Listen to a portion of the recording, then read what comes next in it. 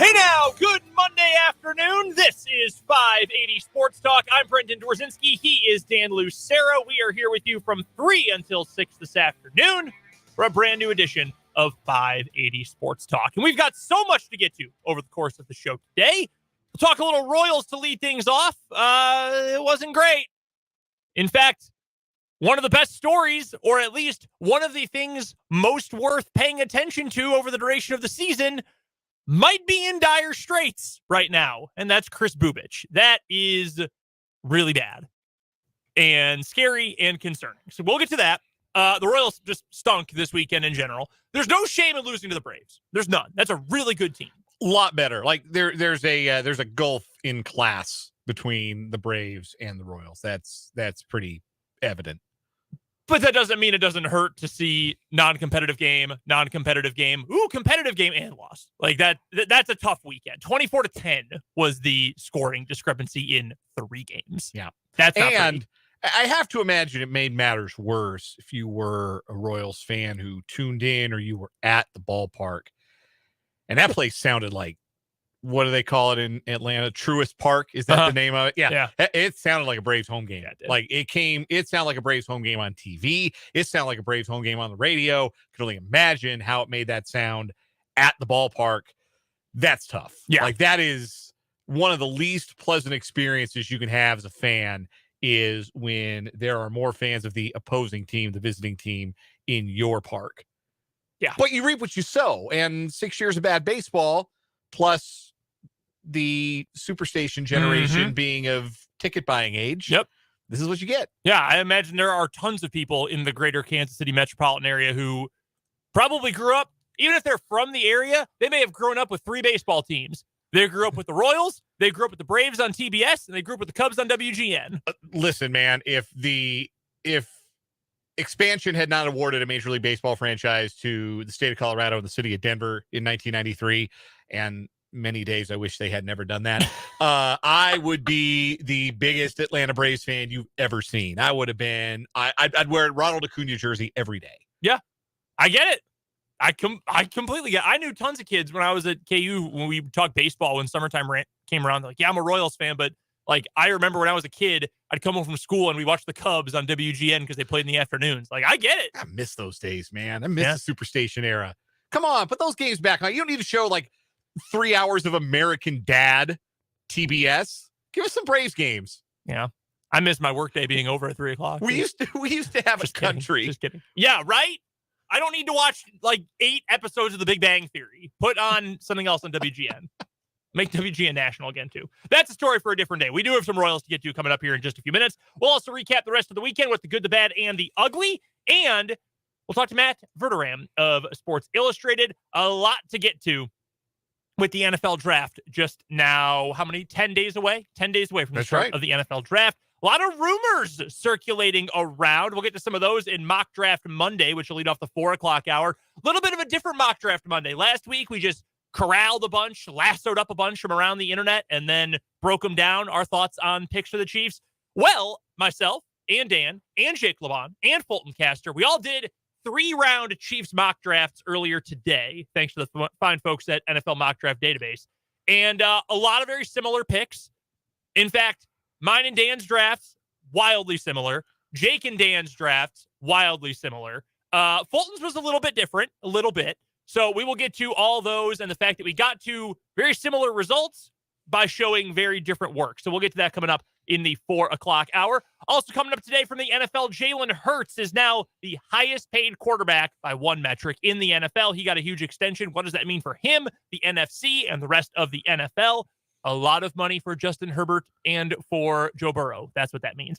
Also, we've got our 580 Sports Talk headlines. Andy Reid spoke earlier today. You heard some of that on Mic'd Up. We've got some more of that audio coming up. We'll preview Royals versus Rangers tonight. Oh boy, Jacob deGrom again. We've got What Is Wrong With You and much more. It's all coming up on this 3-hour edition of 580 Sports Talk. And as always, we would love for you to be a part of the show. Our text line's wide open, 785-272-9429.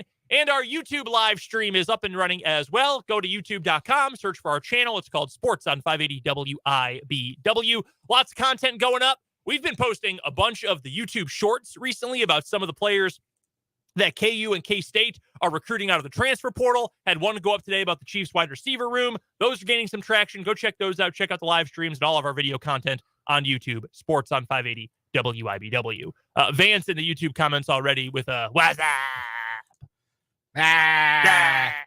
It's amazing. Well, I mean, not really. I mean, earworm kind of things, they go viral and are popular for a reason, but that's one of my earliest pop culture memories is being 4 years old or whatever and going, what's up commercial. Hey, they got a hit. Hits are hits. I don't know what to tell you. Yeah, I'm sure that was real great for my parents when that happened. All right, the Kansas City Royals. This wasn't great for anyone watching this weekend. They get outscored 24-10 over the course of 3 games. But more importantly, I think, than getting swept by the Braves, because like I said earlier, there's no shame in losing a series to the Braves or losing any games or even getting swept by them. They are very good pitching, great offense. Fine, so be it. More important for this year than the wins and losses, as we've covered many times, is what positive trends do we notice? What good things can we find? What steps in the development of the players, the position players and pitchers are we going to see over the course of the year? And one of the players who had been one of the positive signs or one of the positive things in the first couple weeks of the season, Kris Bubic. We have been over, you specifically, Dan, have been over what he has shown so far, the difference in how he's looked from last season to this season, what has made him more effective, all of that. And then he gets hurt on Saturday. And it turns out to be a flexor strain in his forearm, his left forearm. And that usually doesn't bode well. No, anything forearm related, the worst case scenario is usually UCL damage and the need for Tommy John reconstructive surgery. Now, we don't know that that's the case for him. As they said after the game, what was the phrase Quattrero used? Diagnostics they had to check in on with Kris Bubic. Maybe it really is just a minor tear. That's what a strain is. They're going to need to put him on the IL. Maybe he needs a few weeks, a month, 6 weeks, I don't know, to get ready, get healthy, heal it up. He'll be okay. He'll be back midsummer. Okay, fine. But there is also the distinct possibility this could be much worse. It could be season ending. It could be multiple season ending, possibly.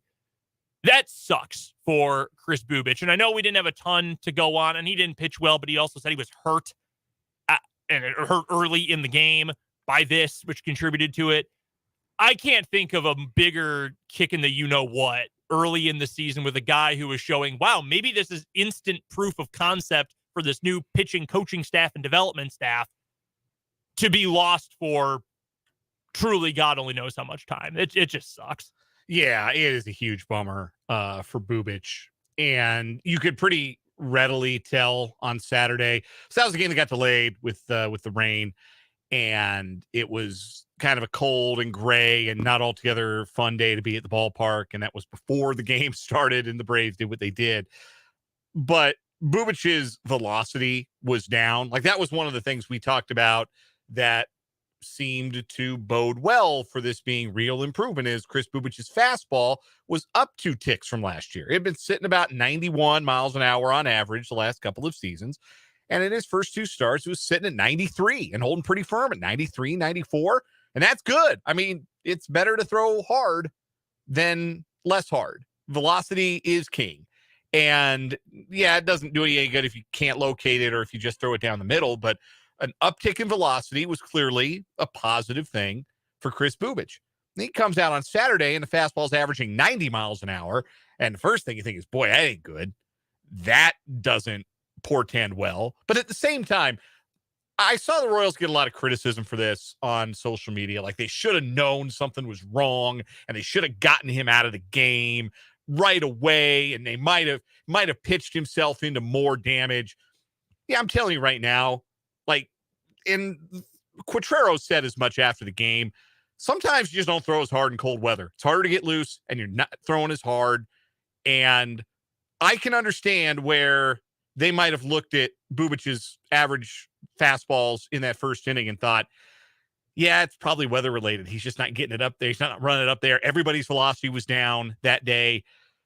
Between that and I'm sure Kris Bubic not coming back into the dugout and saying, hey, man, my arm really hurts. Take me out of the game. And Quattrero going, no, get back out there and get shelled. That's not usually how this works. Like, Bubic was trying to grind his way through it. You pitch through a little bit of pain.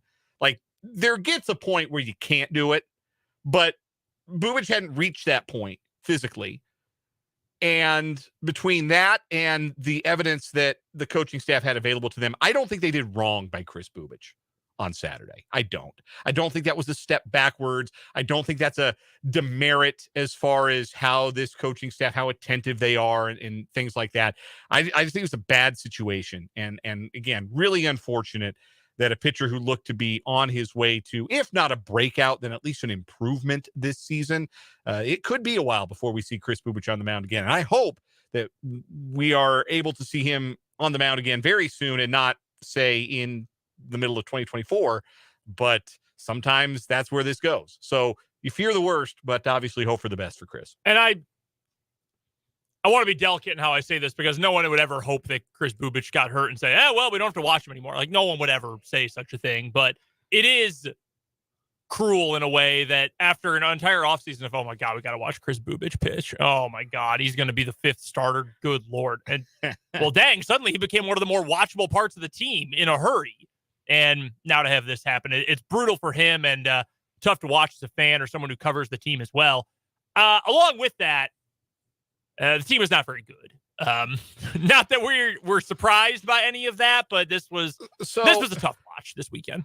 So I don't know that there's a worse baseball player right now than Michael Massey, and that's not very nice, I know. And Massey, I think, earned the opportunity that he is getting based on what he did toward the end of last year, what he did in spring training. Michael Massey is 5 for 43 with 18 strikeouts in 45 plate appearances. He's got one extra base hit. He has not drawn a walk. He has a higher batting average than an on-base percentage, and his batting average is 116. And he is getting on base less often than that. How is that? I know it is possible, but how does that happen? Sack flies. Sack flies. Sack flies are a part of the on-base percentage calculation in a way that they are not part of the batting average. And Massey does have 2 sack flies, which leads the Royals. Other than that, I mean, it is grim. 5 for 43. And he's far from the only problem with the bottom of that order. And Nate Eaton's 1 for 19 with 10 strikeouts and no walks. Yeah, you said Massey might be one of the worst players in baseball right now. I pulled up Nate Eaton's page, and yeah, he's got a .053 batting average, which is the same as his on base, which is the same as his slugging. That's gruesome. Jackie Bradley Jr.'s 3 for 26. He's putting the ball in play. He's only struck out 6 times, but that's pretty gross. Everybody's favorite punching bag, Hunter Dozier, is 6 for 36 with 13 Ks and 1 walk in 37 plate appearances. I still stand by, like, Bywitt Jr. and Vinny Pasquantino are hitting, and Salvi started a little slow, but he's doing Salvi things. And Franmil Reyes has a couple of dingers. MJ Melendez is still kind of in that mode where he's hitting the ball hard, but not quite seeing the results yet. The bottom of that order is so bad. It is just automatic out after automatic out after automatic out right now. And, like, I don't know what the fix is. They still owe Hunter Dozier a lot of money. I hate to tell you this. They're not going to DFA him today, and they're not going to DFA him at the end of April either. Like, they got to ride this out with Hunter Dozier and see if there's any part of their investment that can be recouped, even though the answer looks like no. Also, yesterday, they had a outfield that if you ran defenders like Franmil Reyes and Eduard Olivares out in your outfield corners in a beer league softball game, you'd say, hey, wait a minute, we can't have that. We got to put one of those guys. We got to have one of those guys DH. Like, we can't.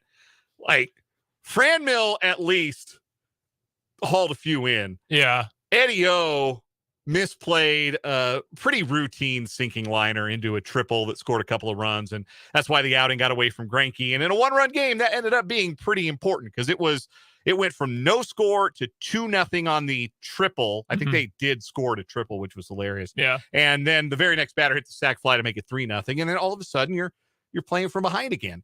And it was so bad he got criticized by Rex Hudler. Yes, when even Rex Hudler, the most positive guy on planet Earth, the guy who greets every one of those Michael Massey strikeouts with he's so close. Like, like he makes it sound like when you're a parent, your kid strikes out and you just make that kind of anguished, like, yeah, good try, but he struck out. Even Rex Hudler, regarding Olivares' misplay in right field yesterday, the exact quote was, "I hate to be critical, but this is the big leagues." Like, when you make Rex Hudler say that, it's as close as he's ever going to come to ripping a guy. That's like your dad saying, "I'm not mad at you, I'm disappointed." Like, that's as close to that as you're going to get. The thing about the lineup that is frustrating to me, because, and we've heard this excuse made for certain Royals players in the last 5 years numerous times, and other teams too, that, well, you can't have 9 good hitters. Like, you really can't, unless apparently you're the Atlanta Braves. But you just can't have, everyone in your lineup is not going to be a 300 hitter with pop who also walks a bunch. And I get that. It's generally true. But you can have guys who can do something productive for you. You can get productive outs. You can get maybe one guy who doesn't hit well, but he walks a bunch. Maybe you've got one guy who's got a penchant for striking out a ton, but he does also have pop, whatever. You can get someone who can still be productive. None of these guys are productive. There's not even a guy who you say, well, at least when he does get on base once every 25 plate appearances, he's going to steal second and third. No, you don't have that at the bottom of the order. It's just at the very 6 least, through 9 is just a constant black hole. At the very least, you need those guys to be pluses on defense to make up for if they're not going to hit. Like Nicky Lopez didn't hit a lick last year. He's actually got the fourth best OPS on the team if you count Matt Duffy. Oh my God. He's got a 734 OPS because he's drawn some walks and he's got 3 doubles and a triple. But like Nicky Lopez adds something with the glove. Jackie Bradley Jr., for all his flaws as a hitter, there's a reason that he's still in Major League Baseball, and that is he can go get it in center field. I like watching him play center field, man. It really is fun to watch him play the outfield. He's so good at it. He can't hit a lick. Yeah. But he is so fun to watch in the outfield. So always has been. So those guys, if they're giving you some plus defensive value, if they're helping you in terms of run prevention, you can get away with having those guys 8, 9 in your batting lineup. But when 6, 7, and 8 are like Michael Massey and Hunter Dozier and like Kyle Isbell not really hitting, I'm sorry, Fulton Caster. Nate Eaton, obviously, like we mentioned, is 1 for 19. Like, you can't have 5 automatic outs in the batting order. If you got 2 that struggle a little bit, you can get by with that if 1 through 7 can really rake. Yeah. And that's not what we have with the Royals right now. And on the flip side of that, like you said, the Braves didn't seem to have any weaknesses. They're 9-hole hitter, a guy that the Rockies got rid of for not being good enough, hit a monster home run on Friday off of Brady Singer, Sam Hilliard. He just seems to own the Royals. He has really good career numbers against the Royals, weirdly. But I want to talk about Sean Murphy real quick. To make a broader point here, Sean Murphy is the Braves catcher, and he torched the Royals Friday and Saturday. He had a home run in each game. He had 7 RBI in those 2 games combined. He went 0 for yesterday. He kept him quiet.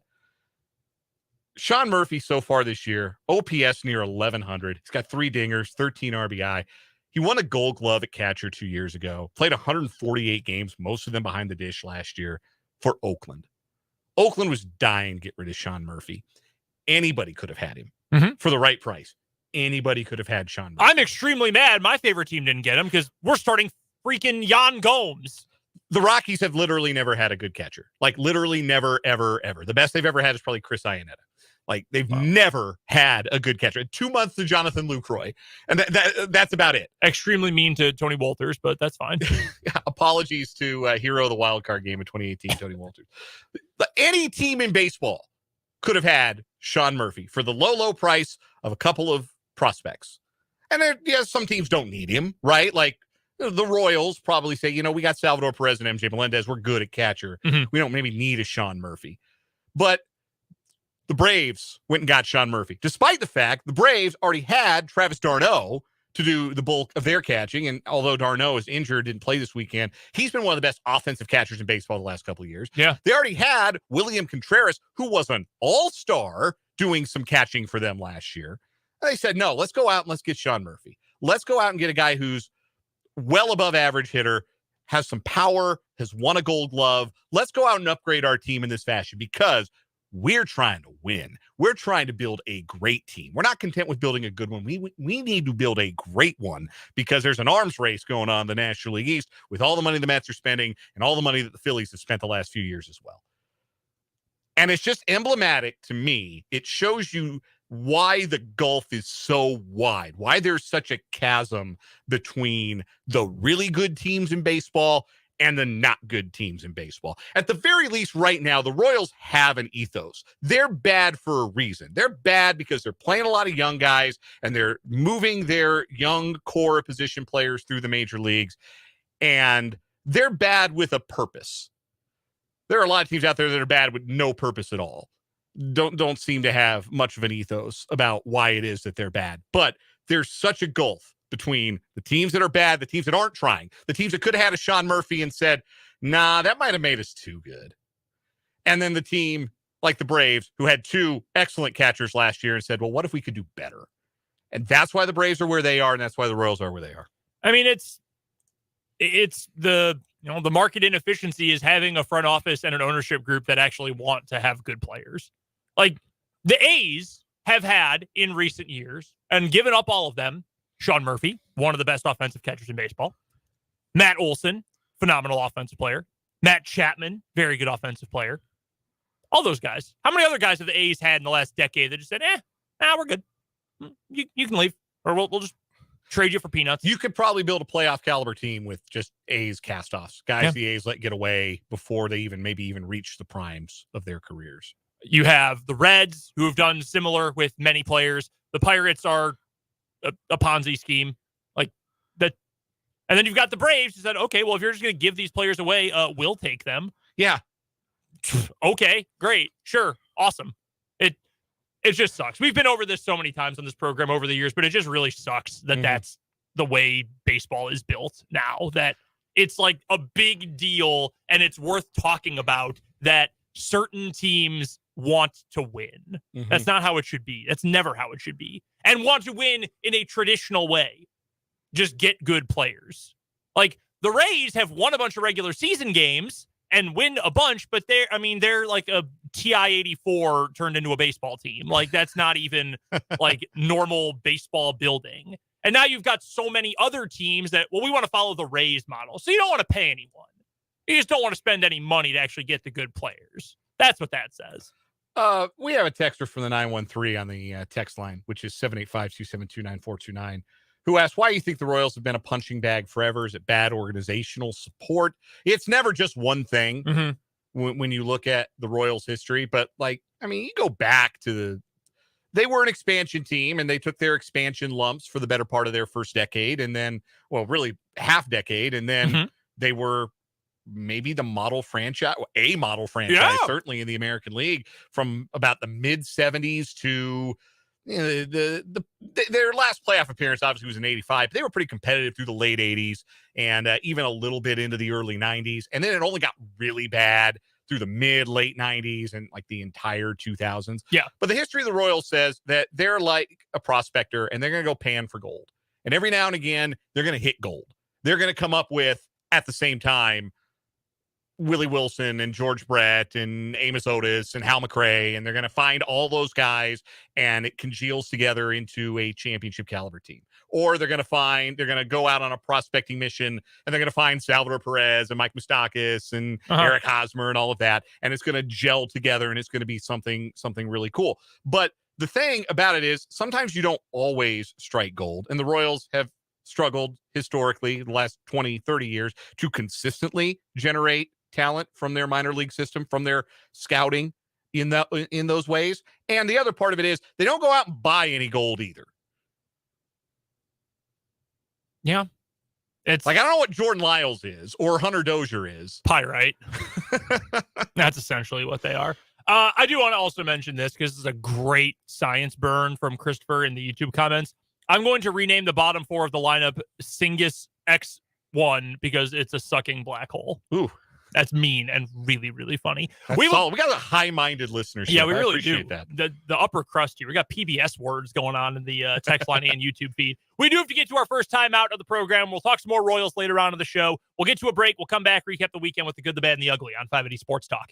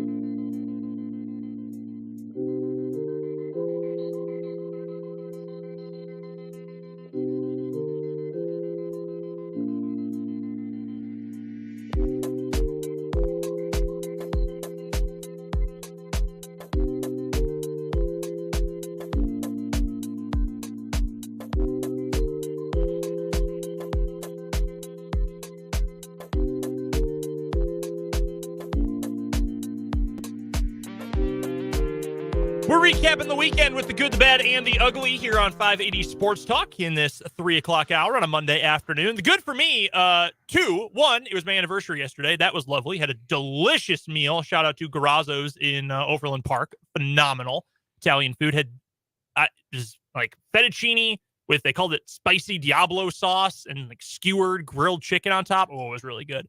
It was delightful. So that was nice. Spent all day with my wife. That was wonderful. Also, very popular former Kansas Jayhawk, Terry Nooner, your new head coach for Wichita State women's basketball. He had been the associate head coach for Brandon Schneider the last couple of years. He's going to get his first head coaching gig. So congrats to Terry Nooner. Very cool. Congrats to him, and congrats to Wichita State basketball, women's basketball, for hiring a good one. And again, congrats to you and your wife. Thank you so much. 1 year married. Here's to many more. Can't believe it's already been a year. They fly by. It fly by, doesn't it? No kidding. So my good, we'll get to this a little bit more in headlines when we do our postseason roundup of the sports that are either in full swing or beginning tonight, in the NHL's case, their postseasons. But Jamal Murray's back, baby. Playoff Murray. Bubble Jamal. He's back. Oh, baby, he's back. And my beloved Denver Nuggets ran rampant over the Minnesota Timberwolves last night. Hopefully you all were asleep because it happened in an ungodly hour. They didn't tip till like 9:55. I was tempted to scrap the entire first hour of our show notes today and just talk about Christian Brown punking Kyle Anderson because it was awesome. Wonderful. Like, that's not the rookie you want to fight, dude. Not the one. There are, in basketball parlance, there are 82-game players, like players that help you navigate the regular season. And then there are the 16-game players, like the guys who you're going to carry with you through a playoff, like a playoff run. 16 games, 16, you got to win 16 to win a title. Yeah. Christian Brown is a 16-game player. You need dogs. Like, if you want to win a title, you need dogs. And that's what he is. It is awesome that he is already a legit NBA contributor for the number one team in the West. And a cult favorite, an emerging cult favorite in the Mile High City. I saw someone say they're going to start writing ballads about him in Denver if he keeps playing like this. He's awesome. Bad for me, Battlehawks, just brutal effort yesterday. They lose 30-12. They win at home and they're in the postseason. They lose, give Seattle life. Got torched by Ben DiNucci and a defense coached by Ron Zook. Yeah, that's gross. Terrible. My bad is the Chris Bubich injury. Just a huge bummer. Hopefully he is back on the mound soon. My ugly, not like a true ugly, because it's good for K-State baseball. They swept KU at the Sunflower Showdown in Lawrence this weekend. Tough luck for the Jayhawks. KU pitching gave up 21 runs yesterday. Awesome for It's the good for the K-State offense. KU pitching leaving a little bit to be desired. So I know you're familiar with Hoagland Ballpark. I am. So I know that you also reside in Lawrence. So I know you probably could figure that the wind was blowing out. Yeah, big time. And if you didn't know, 21-18 as the final score should tell you all you need to know. No routine fly balls yesterday. No. Just a lot of extra base hits. A lot of fetch. My ugly. So this last night begins a stretch of hopefully quite a few weeks in a row where I will be staying up very late to watch my favorite teams play in the playoffs. The Denver Nuggets started their playoffs last night. Colorado Avalanche opened their playoff run tomorrow night. And I hope to be watching lots of their playoff games. But because they're Western Conference teams, a lot of their games are going to start late. Yep. Right? Which means I'm getting to bed late. And I'm either getting to bed late on the high of watching my team win or bummed about watching my team lose. So there might not be a lot of sleep in your boy's future anytime in the near future, which made it all the more aggravating this morning when at 6 a.m. I was awoken, not by my wife's alarm. That happens from time to time, but no, by my damn cat. We had two cats. Zoe, right in my face, just meows right in my face at 6 a.m. Like, hey, time to wake up and pet me, the only reason you're alive. To pay attention to me and also possibly turn on the faucet so I may have a drink. Very annoying, Zoe. Very annoying. Not cool. Oh, my God. Tough start to the week. With that, we're going to get to Matt Verderame next on 580 Sports Talk.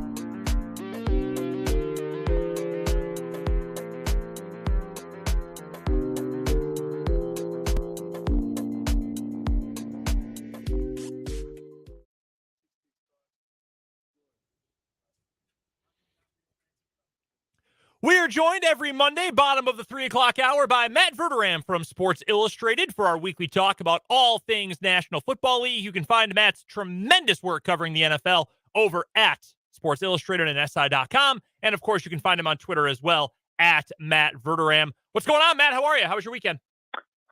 It was good. It was good. It was like 80 degrees here. Now it's 30. So now I'm sad. But it was a very good weekend. How was yours? Yeah, we had pretty similar weather. Went out, enjoyed the outdoors a little bit. So it was nice. It was nice before it cooled back down to regular spring temperatures.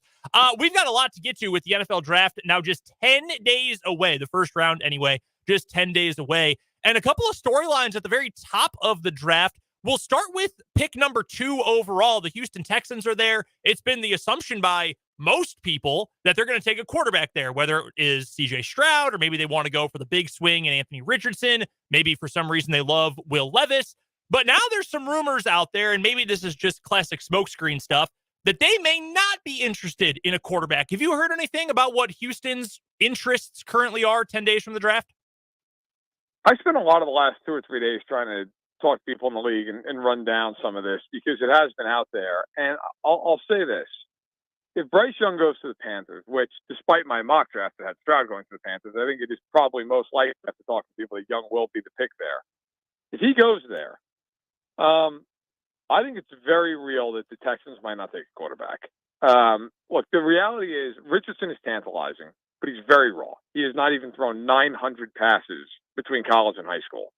So there's a concern there about if you draft Anthony Richardson, you're drafting a guy who has a huge ceiling, but also might need some time and some coaching. And if you're the Texans, is that the way you want to go when next year there's Caleb Williams and there's Drake May? And if you're sitting there and you're playing Davis Mills for a year anyway, would you rather just go take one of these generational talents next year? With Levis, I don't think anybody believes he's worth the number 2 pick in the draft. And then you get to Stroud. And from checking in, look, I think Stroud put a lot of good film on tape at Ohio State. Struggled a little bit with pressure. I know Pro Football Focus has really detailed that. While I'm not always the biggest PFF guy, if you watch the tape, that definitely matches up. But I think there is some concern about is Stroud worth a top 2 pick in this draft based on some of the edge rushers in this class as well. And I think if he's not picked there, that'll be why. It'll be one of those edge rushers. So that was going to be my follow-up question. What do you think there then would make more sense? Is it Houston takes Will Anderson or they go with Tyree Wilson from Texas Tech? They just add someone to help on defense? Or do you move out of that pick? Do you say, all right, the Raiders at 7 or, the Colts at 4, jump up, get your guy. Maybe it's Tennessee who wants to go get Stroud, whatever it might be. What do you think is more likely and what makes more sense there? I think for Houston, you're definitely open for business. If you're not married, let's just say Young goes first. If you're not married to Stroud or even Richardson, then I think you're trying to trade back. I think you're trying to trade down because you're not a Will Anderson away. You're not a Tyree Wilson away. I mean, you're 25 players away for the Texans. So I do think the thing that would make the most sense, which I also think is true, by the way, of the Cardinals in the following spot, is move back. Get as many picks as possible. Obviously, the Texans do have 2 first-rounders. They have Cleveland's pick as well. But yeah, I think if you're the Texans, you'd love to do that. Now, if you can't and nobody's willing to come up, nobody's willing to meet your price, I think the pick's Will Anderson. Look, sometimes we get close to the draft and people start overthinking everything. Will Anderson's the best prospect in this draft, period. Has been for 6 months. So if you're not going to take a quarterback, fine. But if you're sitting at 2, then Will Anderson's the pick. Like, with all due respect, maybe Tyree Wilson ends up being a Hall of Famer. I don't know anybody who 2 weeks ago had Tyree Wilson rated higher than Anderson.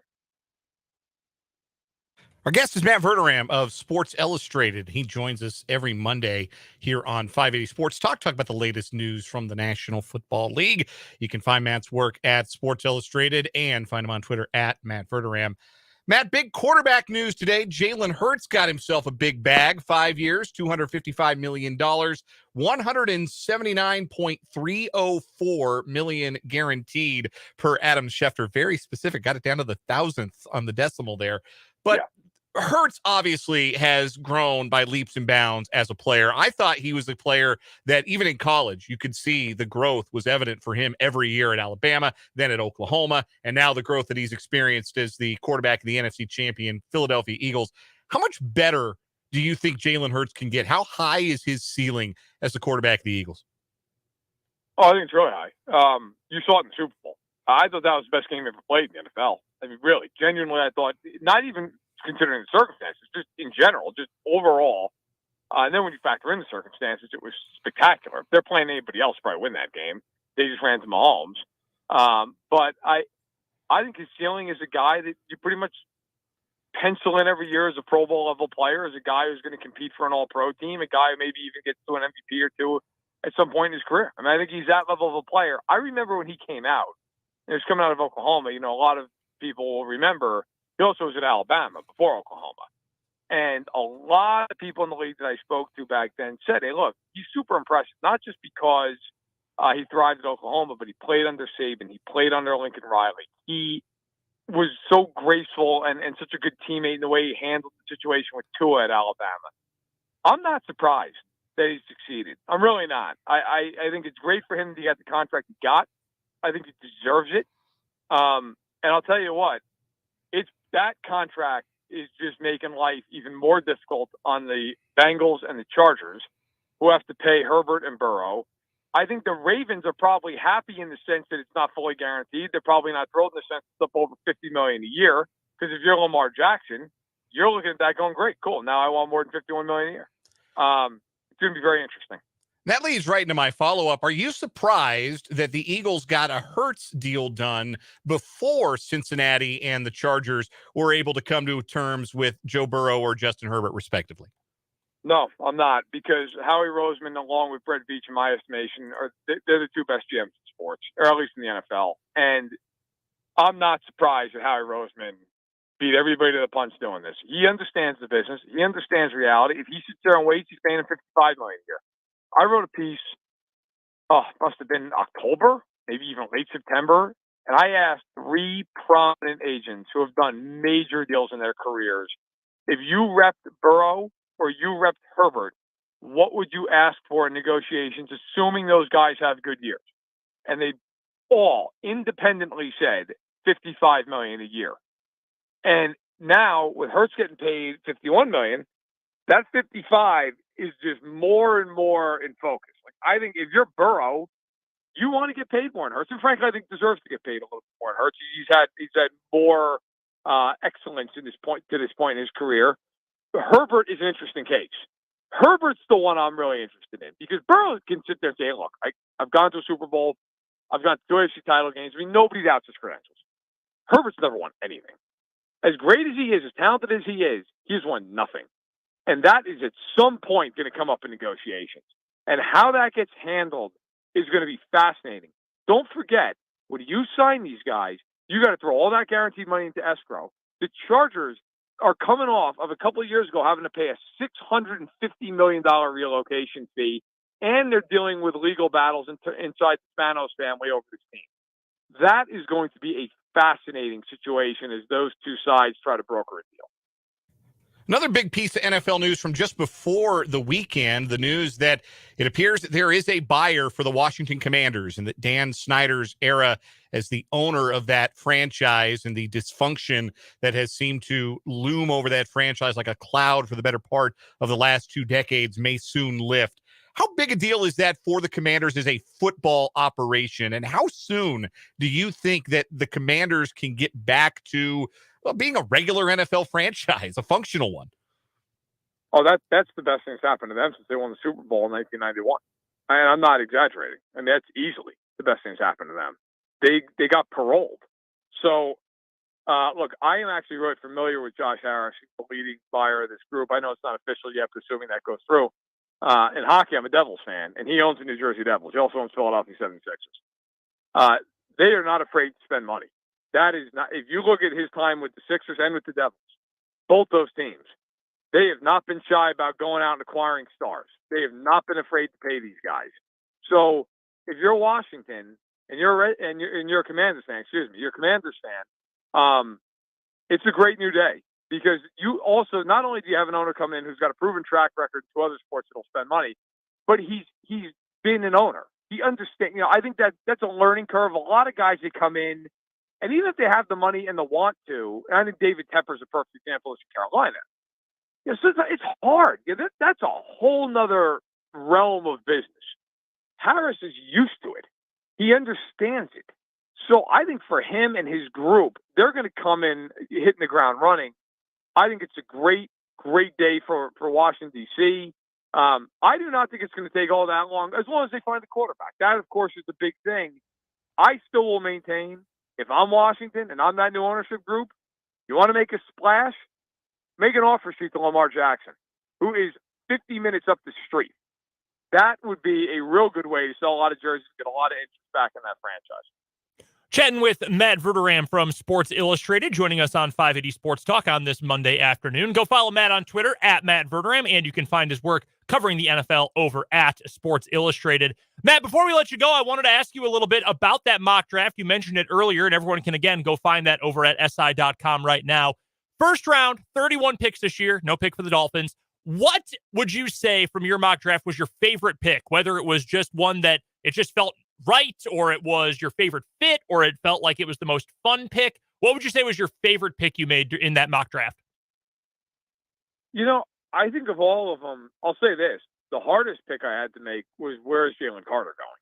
That was the pick that you're like, and I tried the best I could. You talk to people, you reach out, you try to get a little bit of an idea. I ended up putting him in Seattle, which I don't think I'm unique in that. But, Nolan Smith to the Eagles, so I believe I had a 10, memory serves. That just seems like, if he falls there, that seems perfect. They are built up front. The Eagles build up front more than any team in football. They love Georgia defenders. They took 2 of them last year in the draft, Jordan Davis being one, Jacoby Dean being the other. Smith paired with Reddick, that would be fascinating in that defense. I always try when I do these mocks, as ridiculous as they all are, because I'm lucky if I get 7 of the picks right. I always try to think about, what do these teams do? How do these teams operate?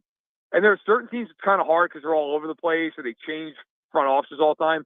Teams like the Eagles, teams like the Ravens. Now you're getting to a point, Seattle's had the same front office for a long time. Kansas City, Buffalo. You know who these teams are. They know who they are. And I think that's what makes it fun when you do this, to try to see, okay, if the board falls this way, how would they think? And you try to do the best you can. Final thing I've got for you, Matt, we've got just about a minute here. In your mock draft, you've got Dalton Kincaid as the first tight end off the board to Green Bay. And A, I love Dalton Kincaid. B, the Packers have a lot of holes, so I am totally happy with that one. And then Michael Mayer from Notre Dame going just a couple of picks later. Darnell Washington from Georgia, also in the first round. And I know there are a couple of other guys. Sam Laporta from Iowa, considered a day 2 pick. I know a lot of people are interested in Luke Musgrave, whose Uncle Bill is, of course, a longtime NFL coach. How good is this tight end class? We've heard it's like historically good. Is it actually? It's very good. Historically, listen, you'd have to ask somebody who lives and breathes the draft. Matt Miller. I mean, for me, obviously, I certainly pay a lot of attention to it. But historically, if you had to go back and through it, it's certainly one of the best tight end classes in the last 10, 15 years. I think that's fair to say.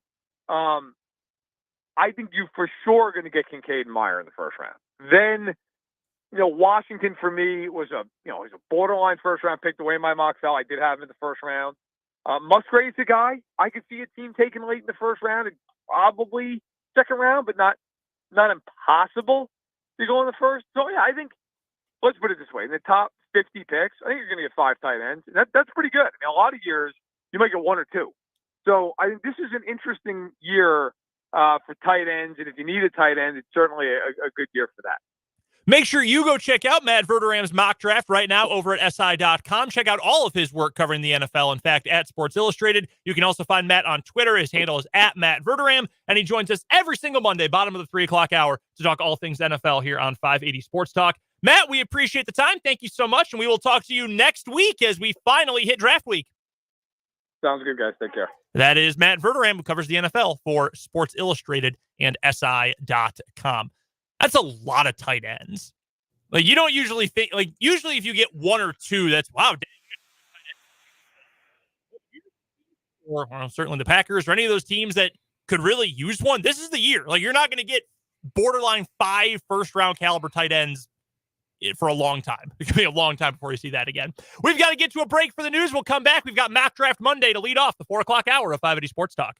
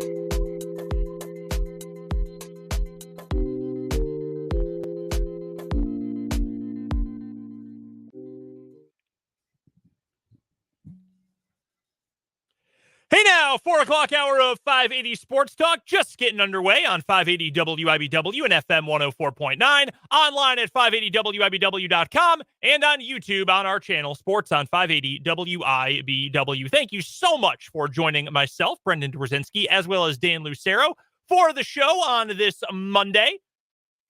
We're taking your thoughts, your takes, your opinions on anything we are talking about, both on our text line, the number of which is 785-272-9429. You can also jump into the comments section on YouTube. It's live. You can let us know, again, your thoughts there. Our channel, again, is called Sports on 580 WIBW. Want to give a big shout out to our guy, Matt Verderame from Sports Illustrated, for joining us last hour. If you missed that interview, you can head on over to our website. That's, again, 580WIBW.com. Go to the podcast tab, click on 580 Sports Talk, and that's where you'll find the hour-by-hour version of the show. Here in this 4 o'clock hour of the program, we'll talk Mock Draft Monday and some other draft notes here in just a moment. We've also got our What Is Wrong With You, sponsored by Top City Metal Supply right here in the capital city. And the biggest headline of the sports world today is that Jalen Hurts has a new contract. He will be staying in Philly for the long term, and he's got some historic numbers on his side as well.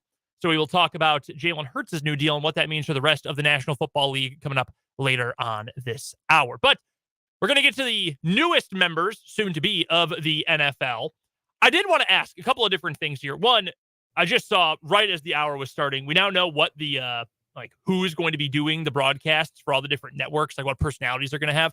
I know you don't, live for watching the draft like I do. Like, it is on TV all day when it starts at my place. Do you have a preferred network you watch it on? I just watch on ESPN generally. Yeah. Because now they do the regular broadcast. They do the broadcast that has all their college football personalities. And then there's NFL Network that does it. There's a bunch of places online that do it too.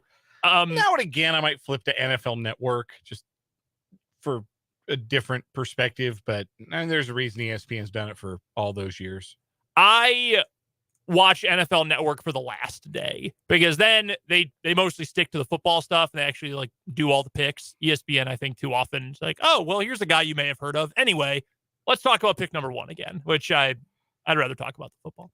Anyway, I just saw that here at the top of the hour. The big, storyline, rumor that's circling the NFL draft world today, and really over the last couple of days, I've seen this pop up a little bit, is apparently, and we talked about this with Matt Verderame, that the Texans aren't completely enamored with C.J. Stroud or any of the other quarterbacks other than Bryce Young with the number 2 overall pick. So Matt brought that up. He said he's been doing some digging and says, yeah, it's certainly possible that they either trade out or take a defensive player, probably Will Anderson from Alabama. And Lance Zierlein, who we've had on the show before to talk NFL draft, he said in a tweet just a little bit earlier this afternoon that he thought for a long time it was going to be C.J. Stroud to Houston, but he's backed off on that, and he thinks Houston's open for business. That has been talked about by Ian Rappaport in various places recently, too. I find it... I get it.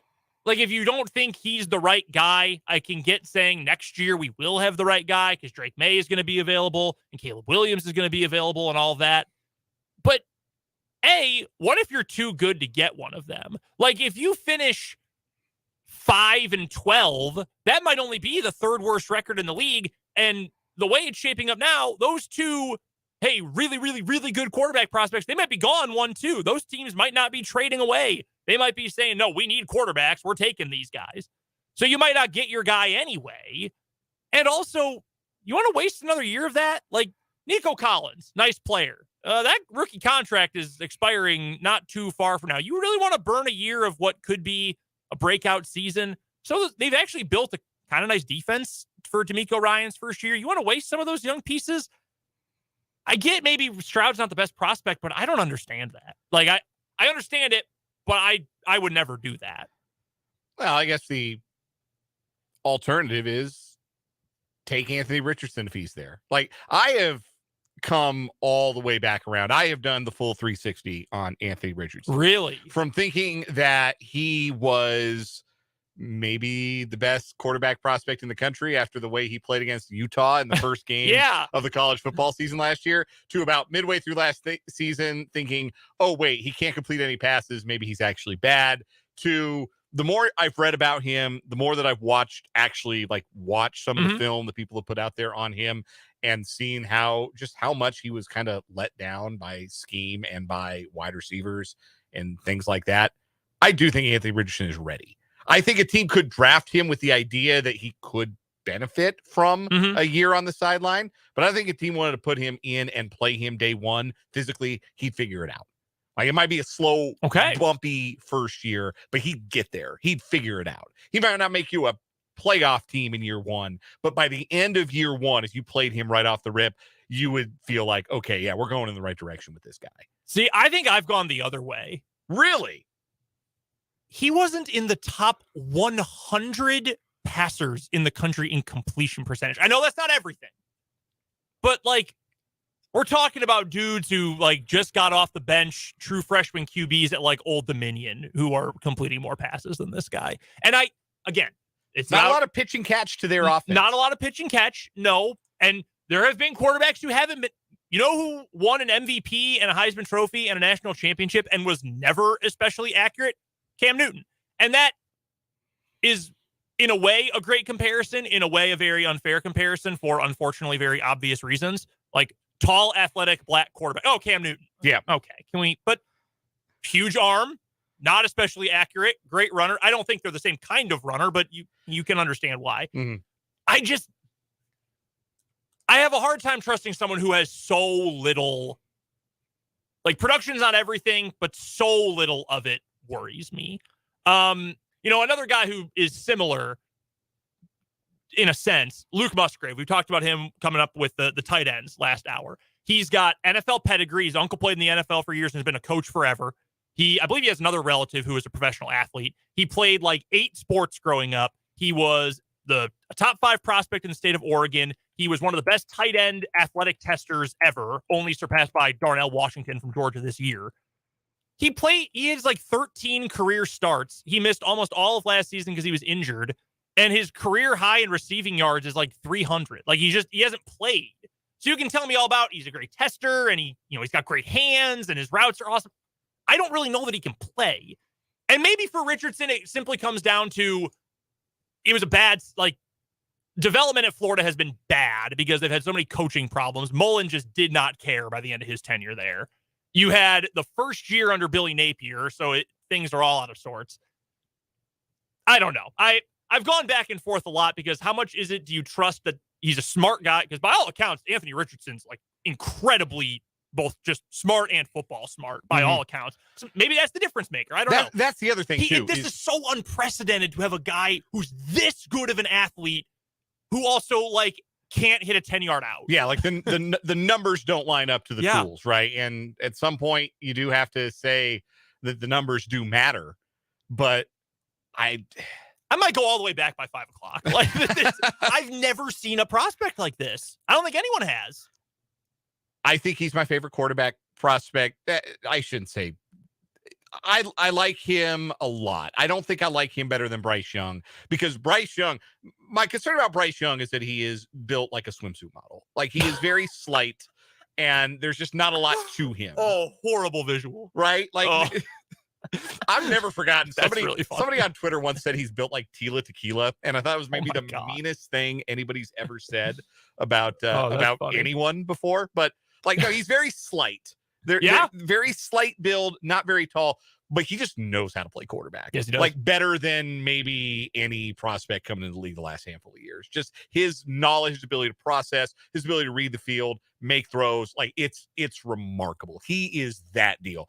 3 inches taller, 20 pounds heavier. We're using the generational tag on him. I really believe that. Oh, I believe that too. So he's number one for me. And like, I feel like if you get Anthony Richardson, you're more certain, at least in his durability. Like, he can handle the rigors of playing quarterback in the NFL for 17 games in a regular season, maybe better than Bryce Young can potentially. But I'm buying the tools, I'm buying the intelligence, and I don't necessarily think that the team that drafts him needs to sit him for a year. Like, I think that's probably the boldest part of that whole prediction, I would say. Like, I think if Seattle drafted him at 5 and said, you're going to sit behind Geno Smith for a year, and essentially take a redshirt year like Patrick Mahomes did in his rookie year. And then, year 2, we've got an out on the Geno Smith contract. And if we feel like you're ready, you're going to be the guy. And if not, year 3, you're going to be the guy. Like, that would make a lot of sense. I think that might even be better in the long haul for Richardson. But I also think that he is intelligent enough and athletic enough that I have a little more faith in him being able to learn as he goes if he is in a situation where he's got to play right away. It's fascinating. This phrase comes up probably every draft now, but it's very true. He is going to get someone fired. It's either the GM who takes him or it'll be the GMs who passed on. Right. The one way or the other. Yeah. I don't know if that's ever been more true than for like, there's no part of me that says he might just be like fine. Like, oh, he's going to be, Derek Carr. Like, no, I think he's either going to be a freak like we've never seen or, an all-time kind of bust. Did want to get to our mock draft picks for today. So this week for Mock Draft Monday, as opposed to just going around looking for ones from ESPN or the Draft Network or Pro Football Network or whoever else, we had our whole crew, the Sports on 580 crew, come up with a 3-round mock draft. We used the NFL mock draft database website, and it will simulate through whatever teams you don't want to pick for, and it will offer you trades, and you can make your own trades and whatnot. And we ended up with a 3-round mock for each of us. We all ended up making 3 picks through the first 3 rounds. Dan, why don't we do yours first? We ended up with 2 of the same picks, although we got there in very different ways. So actually, we'll just breathe through them both. We both have Anton Harrison as the Chiefs' first pick. You took him right at 31. The website offered me a trade with the Steelers to move 1 pick out. So you lose the 5th-year option, but I went back 1 spot and gained 3 picks next year. And I said, okay, well, that's worth it. So I took it. Yeah. I still got Anton Harrison. Yeah, if that's the offer, I think you take it.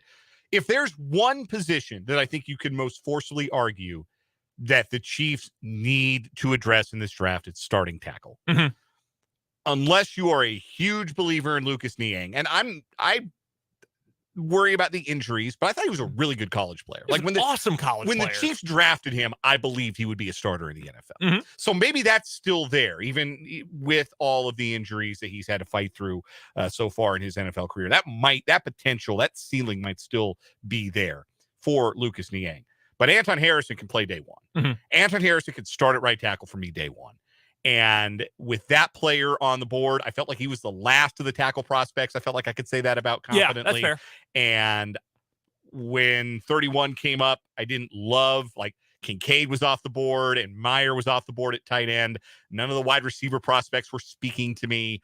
That was best fit at number 31 for me late in the first round was that offensive tackle fit of Anton Harrison. I think he would start day one. I think he is, as much as a tackle can be flashy, I don't think he's quite as flashy as maybe some of the guys you take earlier on. He's not the biggest tackle in the draft. He's not the most athletic, but I agree. I think he is solid, sturdy. Like, you're going to get B+ play from the jump with him. And if you get that, that's better on average than what Andrew Wiley was giving you last year. Correct. Up until the Super Bowl when he turned into Anthony Munoz. Yeah, and I don't think there's not major questions about his technique. There's nothing like that. It's just, he's a good player. And he comes from a program that's produced better offensive linemen in the last half decade at least, in Oklahoma than anybody else. So I think that makes a lot of sense. We also both went edge. Oh, by the way,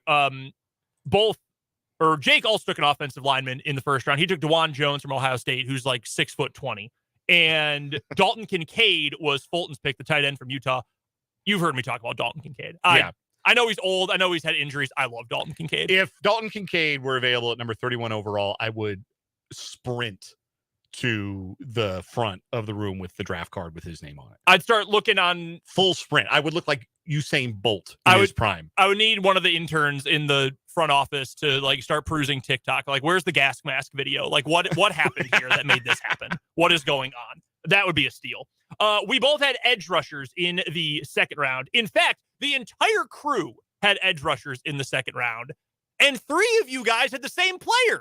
It was Derek Hall from Auburn, who we've talked about a bunch on this show. We talked about it with Jesse Newell's mock draft last week. He had the same player. I went with Isaiah Foskey from Notre Dame. I could have picked either one. I went with Foskey solely because he's a little bit bigger. Athletic profile slightly better if you look at the relative athletic score. Probably can't go wrong with either one. I just assumed go with the bigger body. Yeah, I like Foskey too. He wasn't available at pick 63 in my mock when it ran my simulation. Derek Hall was, and he maybe doesn't have like that speed or the ability right off the rip to play the run really effectively that Foskey might. And he is only 6'3", 256, I think is what he's listed at, which is a little on the smaller side for the prototype Chiefs defensive end. But dude gets to the quarterback. He's strong as hell, and he gets to the quarterback. And that's a player worth a second-round pick to me. He slots really nicely into the rotation at defensive end with Karlaftis and Omenahu and Dana. By the way, I literally just now saw this pop up from Charles McDonald at Yahoo. He also has Anton Harrison as the Chiefs pick at 31. So I'm feeling pretty darn good about that. Yeah. I like when smart people make the same picks we do. For the final pick of the draft, 3 of the 4 of us, again, took the same player and got there 3 different ways. We all picked Marvin Mims, the wide receiver from Oklahoma. I don't know if you've noticed this, but like Marvin Mims at one point, not this past year because OU was just so screwy, but for the previous 2 years, Marvin Mims was like a really big deal. Like, oh my God, it's Marvin Mims and he is awesome. And with Caleb Williams, he looked awesome. And even before Caleb Williams took over, Marvin Mims looked awesome. But I feel like no one has talked about him. I feel like he is completely like, oh yeah, 3rd-round pick, whatever. Like no one has talked about the fact that he's a great route runner. He's got good hands. His speed is more than good enough. He's not huge, but he averaged 19 yards a catch. Like, how is that not more enticing to teams? He's got a good athletic profile. I got him sitting at 95. I thought he might go before then. I just kept waiting. Do I trade here? Do I trade here? And he just kept being available. You moved up all the way to 82, so you jumped 13 spots to get him. And I traded a compensatory 4th-round pick in addition to the 3rd rounder to go and get go 13 spots up. There had been a run on wide receivers. Makes sense. And Mims was the one I liked best, and I think the Chiefs have to get a pass catcher on day 1 or day 2. And so the way the draft was unfolding for me, it was urgent to go and make sure that I got a guy who I think perfectly fits what the Chiefs like in their wide receivers.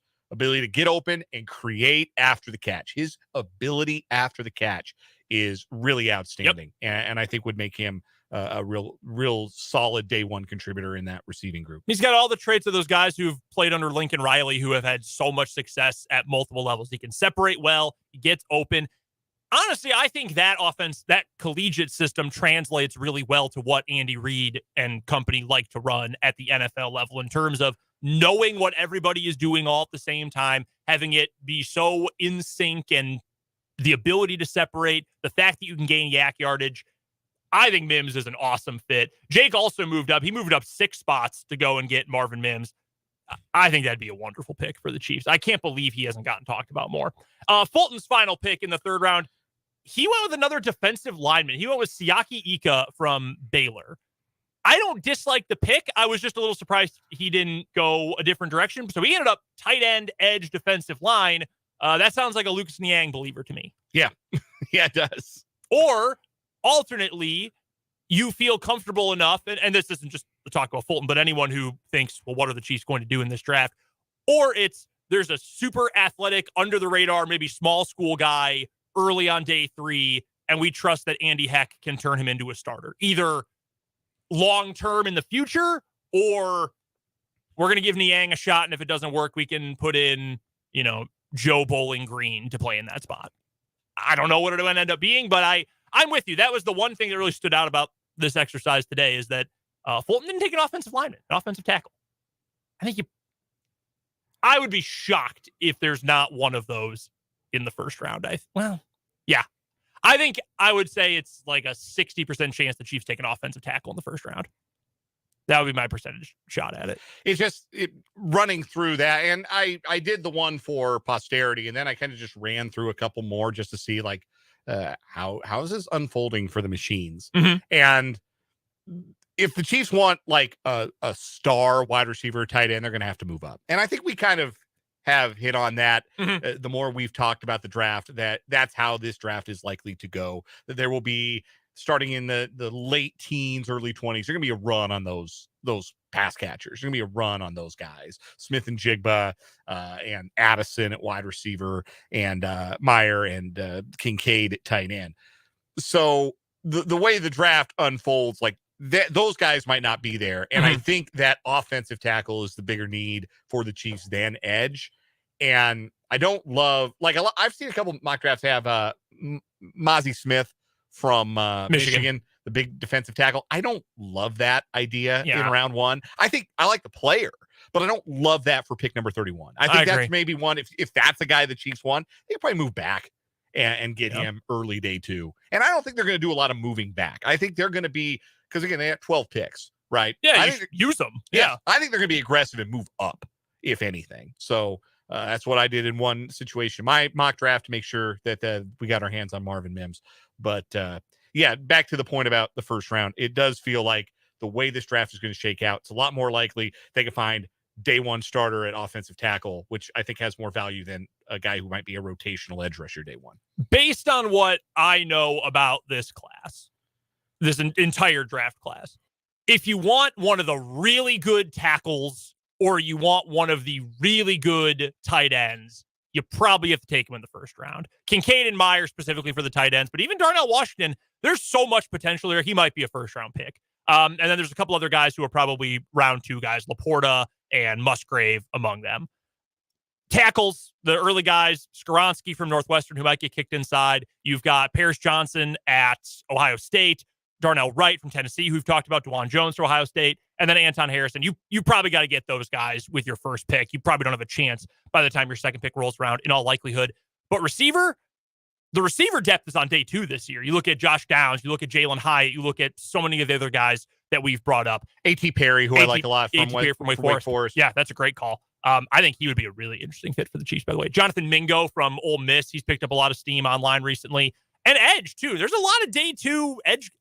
Yeah, we've talked about Felix and Udike Uzama. Keon White from Georgia Tech. There's Carl, what is his last name? I know his first name is Carl. Carl, he goes to Bowling Green anyway. He's from Bowling Green.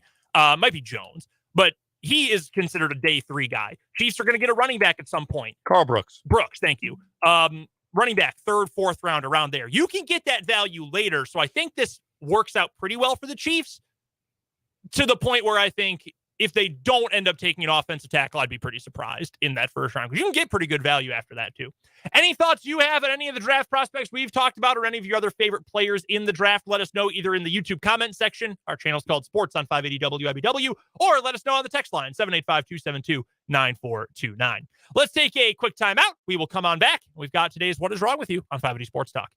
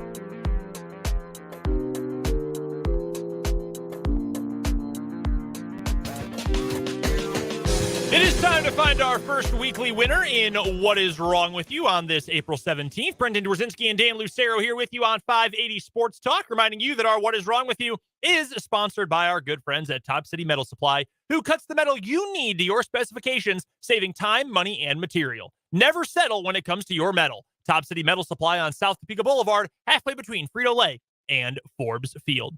Two news stories going head-to-head to lead off the week. Mine's a little bit long here, Dan, but it does have a tremendous headline.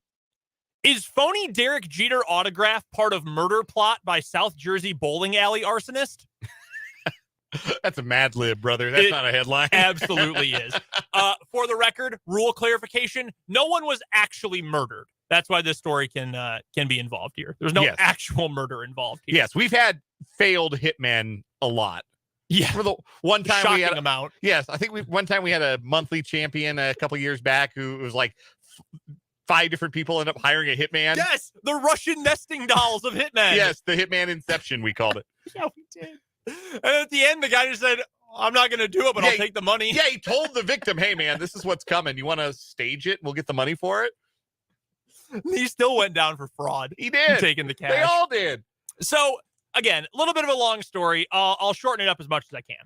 So 8 years in prison about to end for Stephen Smink, whose name is was going to linger, according to the Courier Post of Vinland, New Jersey, for a long time with local bowling fans after he and his accomplices burned down their favorite bowling alley back in 2010. However, as soon as he is released on April 23rd, he is immediately going to be taken by deputies from the sheriff's office to Atlantic County Jail in Mays Landing, New Jersey. Can we talk about why you burned down the bowling alley first? Oh, okay. There were only 2 bowling alleys in town. In Deerfield Township, yeah. Mr. Sminks, and then what is the last name of the other family here? Loyal Lane. Yeah, the Loyals. That was for the only bowling alleys. Our guy, Mr. Smink, he was done with the competition. He wanted to put him out of business.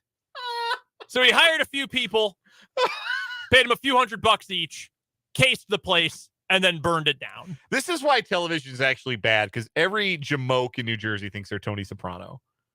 You're burning down bowling alleys. Paid these dudes $500. Paid a couple of teenagers $500 to help them burn down a bowling alley.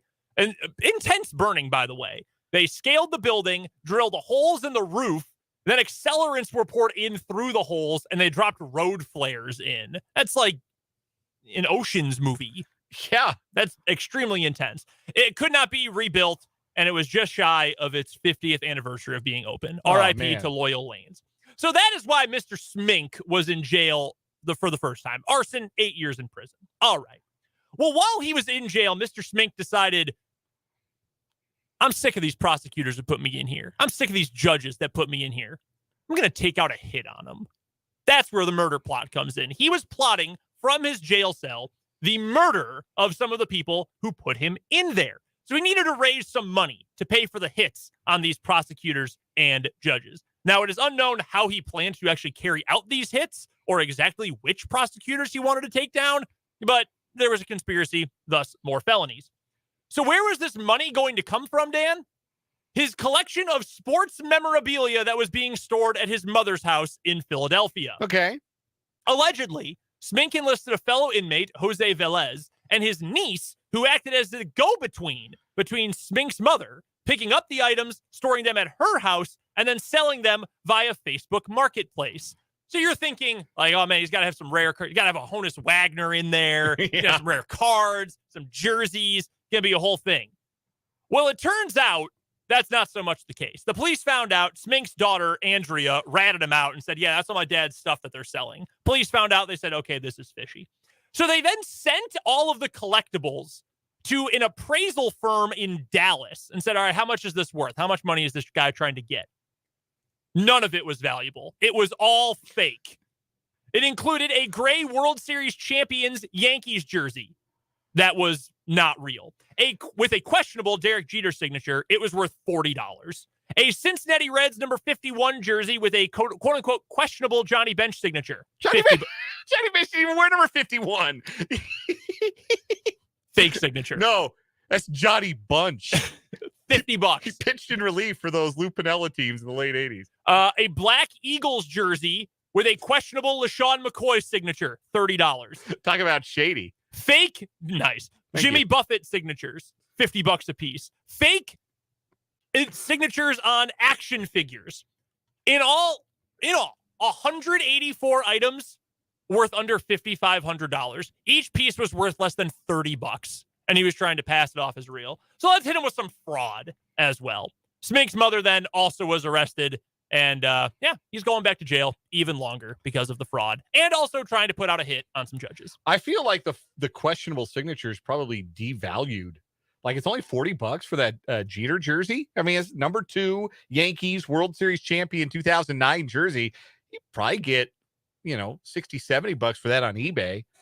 It probably was about 130, 150 retail if it was like a genuine article and not something you got from like coolsportsjerseys.ru. Yeah, like I just love the notion of him buying a game war, like a Mitchell and Ness jersey, or Majestic, that's what the company was, and then signing it himself and cutting half the value off. Dirk Jeter. Dirk Jeter. Jete. All right, what do you have today? Wild story. All right, we're going to Lawton, Oklahoma for this one, where an employee from Carriage Hills Elementary School has been charged with misdemeanor assault and battery after he pegged a kid with a dodgeball, allegedly. According to court documents, the student went to the principal at Carriage Hills after the man allegedly hit them 3 times with a dodgeball, once in the back, once in the leg, and once in the face, which knocked off their glasses. The student told police they had thrown a dodgeball while playing a game, which bounced off another student and hit the employee. The employee then allegedly got mad, which led to the student getting hit with the ball. Okay. The student told the principal what happened. Several other kids told the principal the same story. Here is the employee's side of the story. He said he was sitting in class and a student threw the ball at him and another teacher and wouldn't apologize for it. He said he hit the student with the ball and asked if he should apologize for doing that. And the kid said yes. He said he told the kid that was how he and the other teacher felt. The employee was released on a $1,000 bond, has a court date set for May 10th. He hit him 3 times with the ball. That's unnecessary, man. These are children. You do not need to bully children as a teacher. You get hit with a ball on accident, like Ja Morant. Yeah, for real. With the ball on accident. Like he didn't have a gun on him in school. Oh, my God. Put the kid in a headlock. Should I do it to him? Did you get to play dodgeball in school? Yeah. We didn't get to play real dodgeball. We had to come up with like alternatives because dodgeball was banned for some dumb reason. Man, we played in high school gym. We played in the wrestling room. So you have to take off your shoes because the padding in the wrestling room. But also not a lot of space between the walls in the wrestling room. So those dodgeballs are coming in hot. Yeah, I believe that. I believe that for sure. As kids, we played like with bean bags and you just slid them on the floor. And if you got hit with one in the foot, then you were out. But yeah, we weren't allowed to play dodgeball. There was some rule about it. It was very dumb. We have a text from 785 said back in my day, they called it bombardment. Yeah. Great. I think it's a Simpsons gag. Bombardment. Bombardment. Is that the Simpsons? I know exactly what you're talking about. I think that is the Simpsons. Yeah. I remember seeing that clip. Yeah. Bombardment. Can hear that voice echoing in my head. The only game they play in the gym class. Yeah. Who you got today? I might have the audio, actually. Oh, good. I might actually have the audio of this.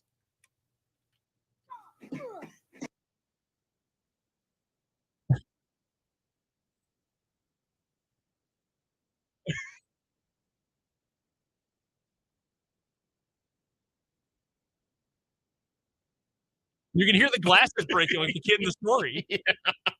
Deal with it. Bombardment. Walk it off. Oh, man. Does bombardment beat the phony Derek Jeter arson story? I don't know, man. That dude is crooked as all get out. I think he's got to win today because there's just so much. He burned down his competition and then in prison decided, you know what? I got to kill the people who did this to me.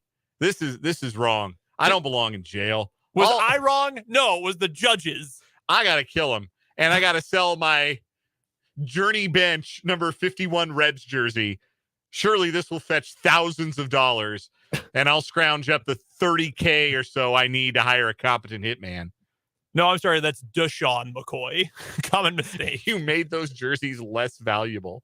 Also, zero chance he didn't just cop those from, like, again, super nice sportswear whatever the dot suffix for like Bangladesh is. .co.bg, something like that. You ordered a jersey from one of those websites? 100%. Yeah, absolutely have. Absolutely have. I got a sweet Liverpool shirt that's it's cost me about $15.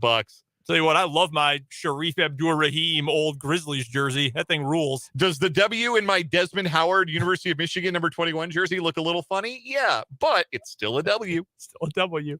That is What Is Wrong With You, brought to you by Top City Metal Supply. Metal cut to order when you need it. Top City Metal Supply on South Topeka Boulevard, halfway between Frito-Lay and Forbes Field. We'll talk Jalen Hurts' new contract next on 580 Sports Talk.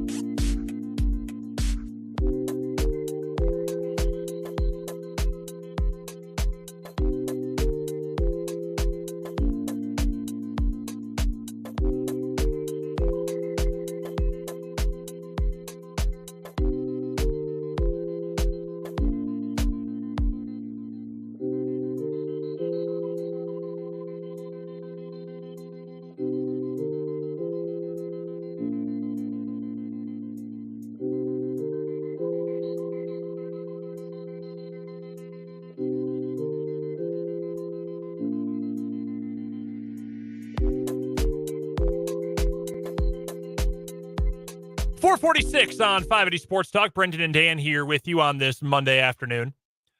Two things caught my eye the first time I opened Twitter this morning. The first was Toronto Blue Jays pitcher Anthony Bass tweeting about how his young children made a mess on an airplane, and then the flight crew told his family to pick it up because they made a popcorn mess all over the floor.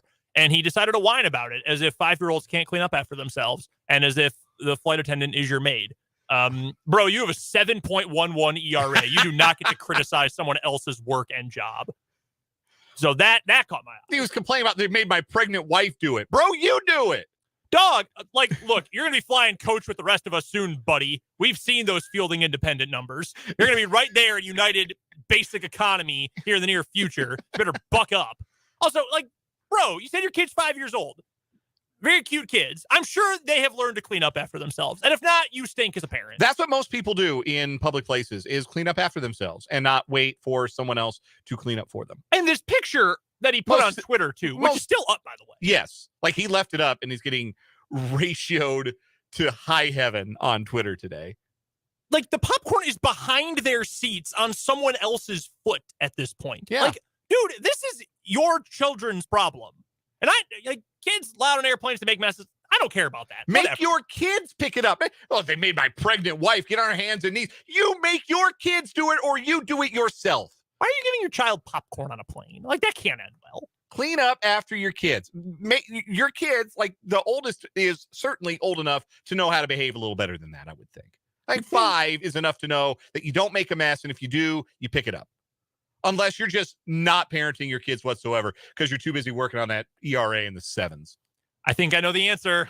I think I know what's going on here. I had to take a guess. So that, along with the fact that Jalen Hurts now has a new contract for the Philadelphia Eagles, it is worth a lot of money. In fact, it is worth more money per year than any other contract in the NFL right now.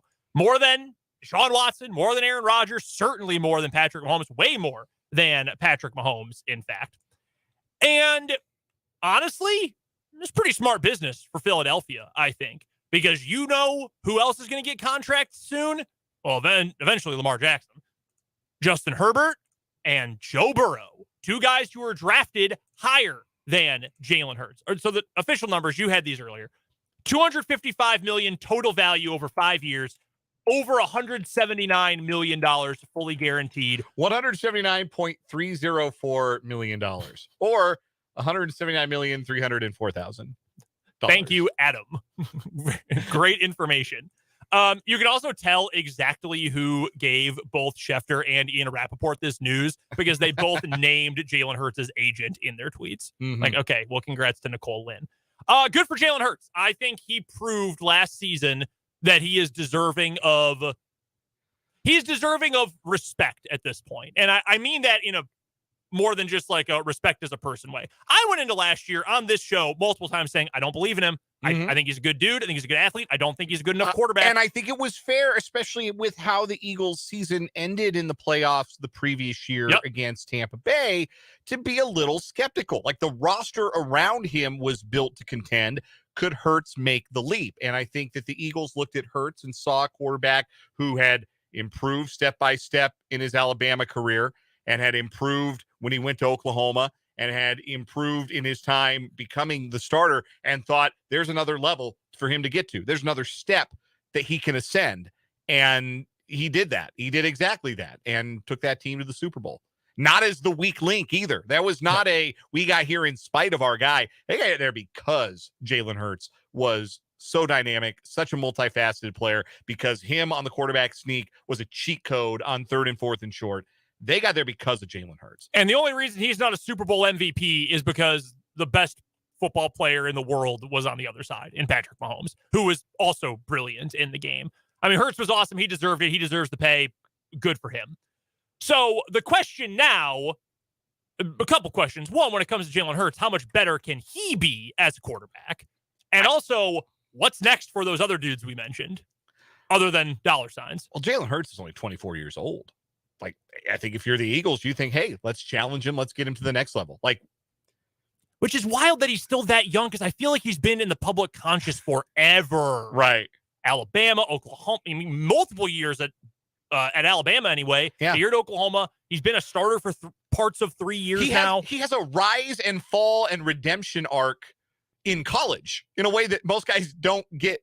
That to go from you're the man at Alabama to you're benched at halftime of the national title game for a freshman to you redeem yourself the very next year having to come in relief in the SEC championship game, and you're a Heisman candidate at Oklahoma the very next year after that. So he's already had that full redemption narrative, that arc, a full character arc. Mm-hmm. And that was before he got to the NFL. Yeah. And now we're watching his NFL character arc, such as it is.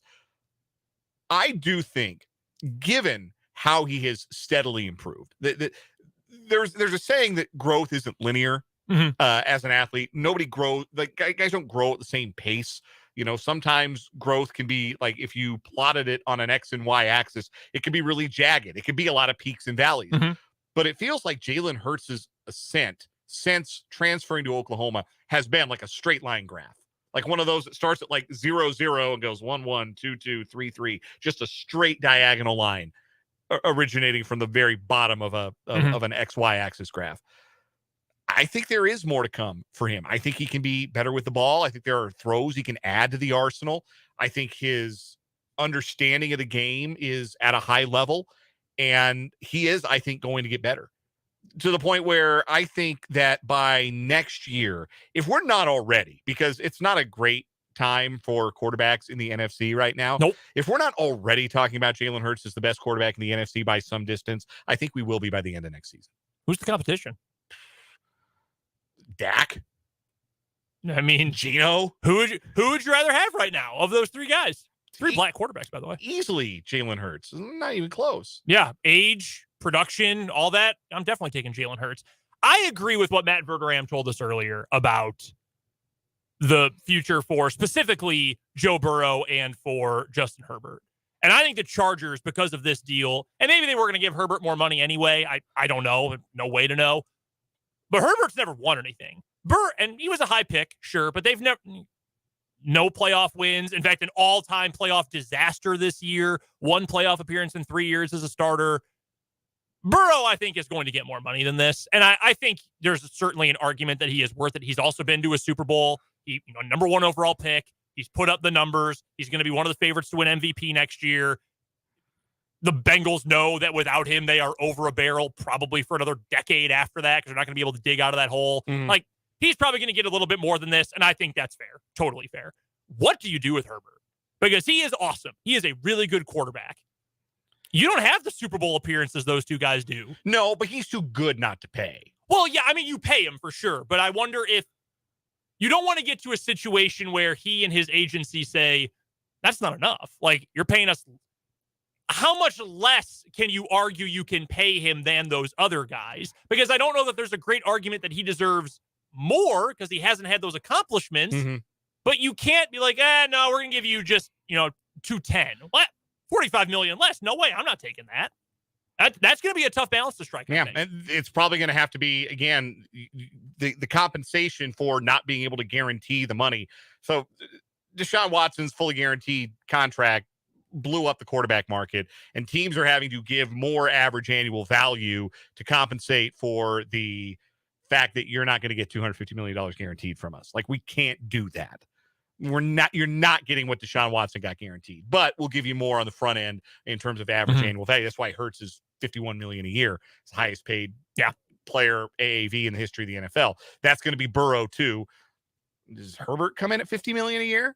I mean, that is entirely fair, entirely likely even perhaps that the Chargers will come back to him if that's what his people, his reps want and say, listen, man, you got to win something first. You got to win a playoff game at least. You have to, because at some point, like, that's what counts. You can have the numbers and the arm and all that, but you got to win at some point. That's a big part of it. That'll do it for the 4:00 hour of 580 Sports Talk. We've got plenty more headlines to get to. Specifically, NHL playoffs are starting. NBA playoffs are fully in swing. We'll get you some recaps there. Other action from around the weekend as well. Plus, we're taking your YouTube comments and your texts as well. All that, so much more coming up in the 5:00 hour of 580 Sports Talk.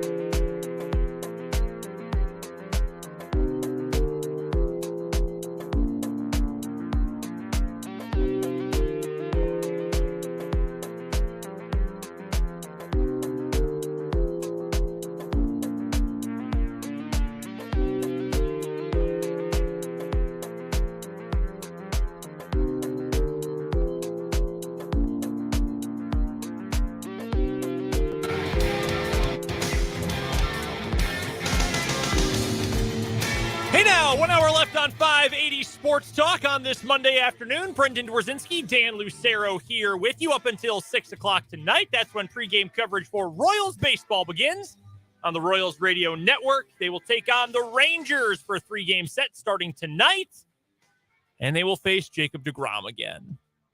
They hung tough the first time. Yeah, that was a game that went extra innings in Arlington before Scott Barlow gave up the walk-off home run to Jonah Heim. I think they scored 2 off of deGrom in 6 innings. Many teams have done worse. Jordan Lyles kept it competitive, and the Royals got into the bullpen, and that is probably the recipe for beating the Rangers at this point. Is they got some pretty good starting pitching. You keep it close against them, try and get in their bullpen. So we will talk about that game coming up in just a little bit, whether or not Jordan Lyles can pitch that well again coming up in this start.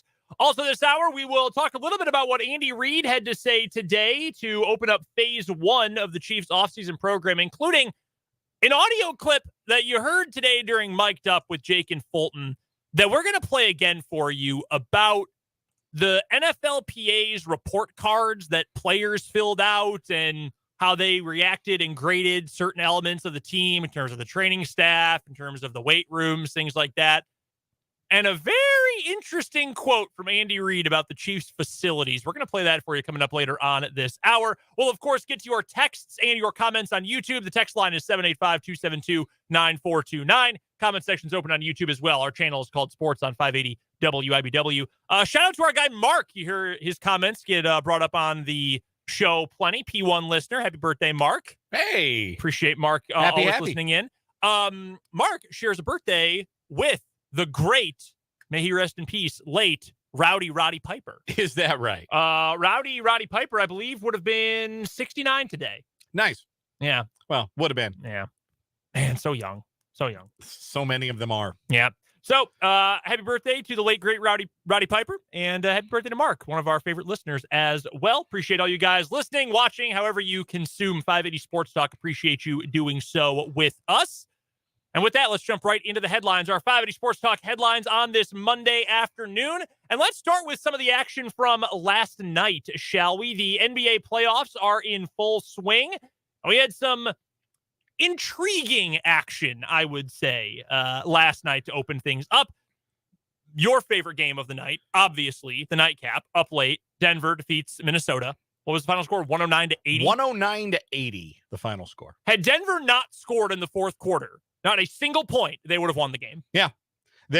Plus the last 2 minutes of the third quarter. They were that in command of that game, and they were the only home team that won yesterday. That's crazy. The number 1 seed in the East, Milwaukee, lost to Miami. The number 2 seed in the West, the Memphis Grizzlies, lost to the Lakers. Yeah. Austin Reeves, the game of his life. Yeah, this is awful for my brand as Austin Reeves hater. Wichita State, Oklahoma, didn't like him, didn't like his game. And now he's the Lakers' third best player. And the 2 best are Anthony Davis and LeBron James. Awesome. Yes, but if Austin Reeves is your third best player, eventually that's going to mean that Austin Reeves is your third best player. Well, that is also true. It did not mean that much. It meant good things for the Lakers yesterday because the 7 seed beat the 2 seed. And then the 5 seed, another Western series, the 5 seed Clippers beat the 4 seed Suns. So that was a good game. Yeah. So 4 higher seeds lost. The home teams went 4-4 in the opening weekend of the playoffs. Cleveland, the 4 seed in the East, lost to the Knicks, who are the 5 seed. But it also needs to be noted that yesterday there were some significant injuries that altered the course of a couple of those more significant upsets. Memphis was within 4 points of the Lakers late in the fourth quarter, about 5 minutes left, when Ja Morant took a fall, injured his right hand, did not return to the game. Unclear whether he'll be able to play in game 2. Feels kind of not likely based on the way everybody is talking about it. Obviously, that's a massive loss for Memphis, who's already dealing with some other injury issues. And then Giannis Antetokounmpo was injured in the Bucks loss to the Heat. He took a hard fall.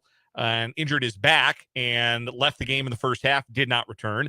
And without him, the Bucks were a little bit rudderless, which is understandable because he's Giannis. And they lost that game to the Heat, who also lost an important piece to injury yesterday. Tyler Herro broke his hand, and he's going to be out 4 to 6 weeks. So lots of injuries.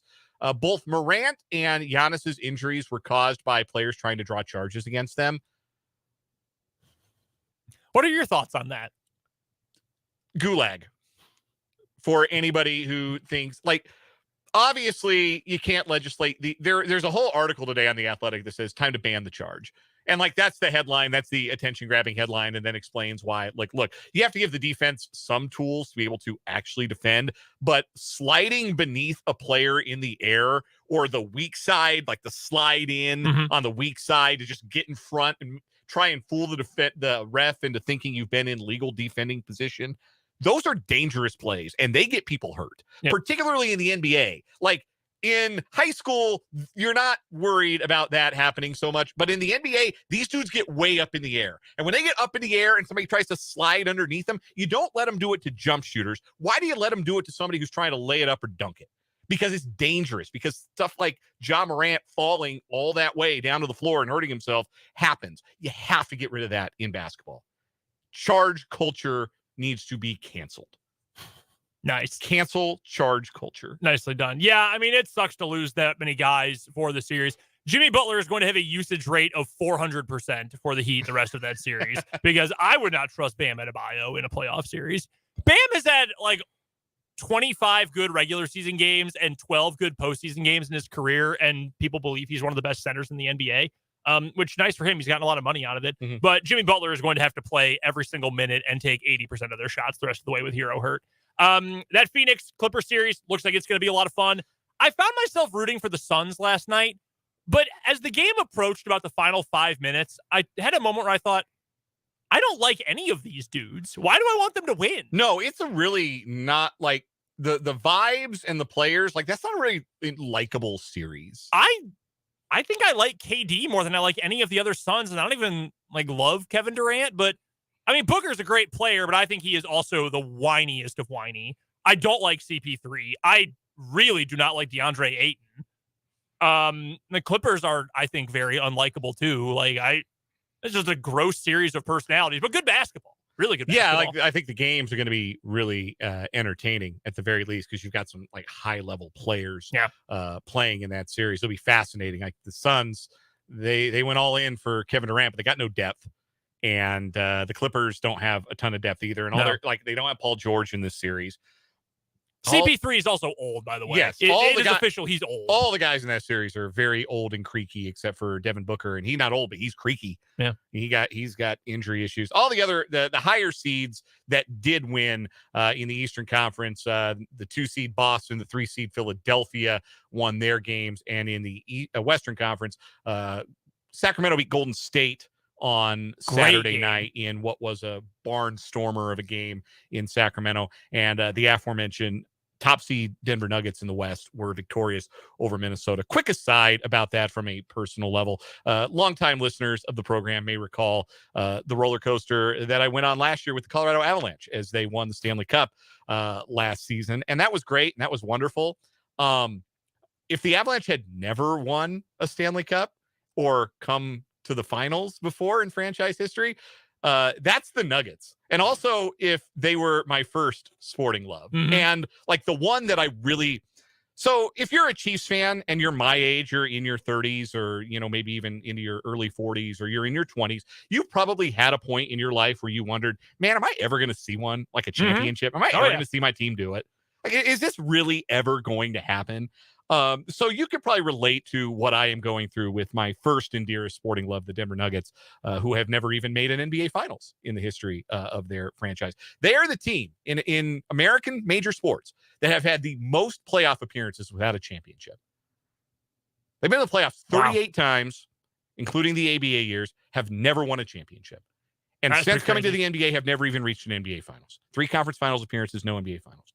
So they might never get a better look at it than they've got right now with all of their dudes in their prime, with a 2-time reigning MVP in Nikola Jokic. It would mean a lot to me personally if this were to happen. So perhaps if you're looking for a rooting interest in these NBA playoffs, jump on the Nuggets bandwagon with your boy.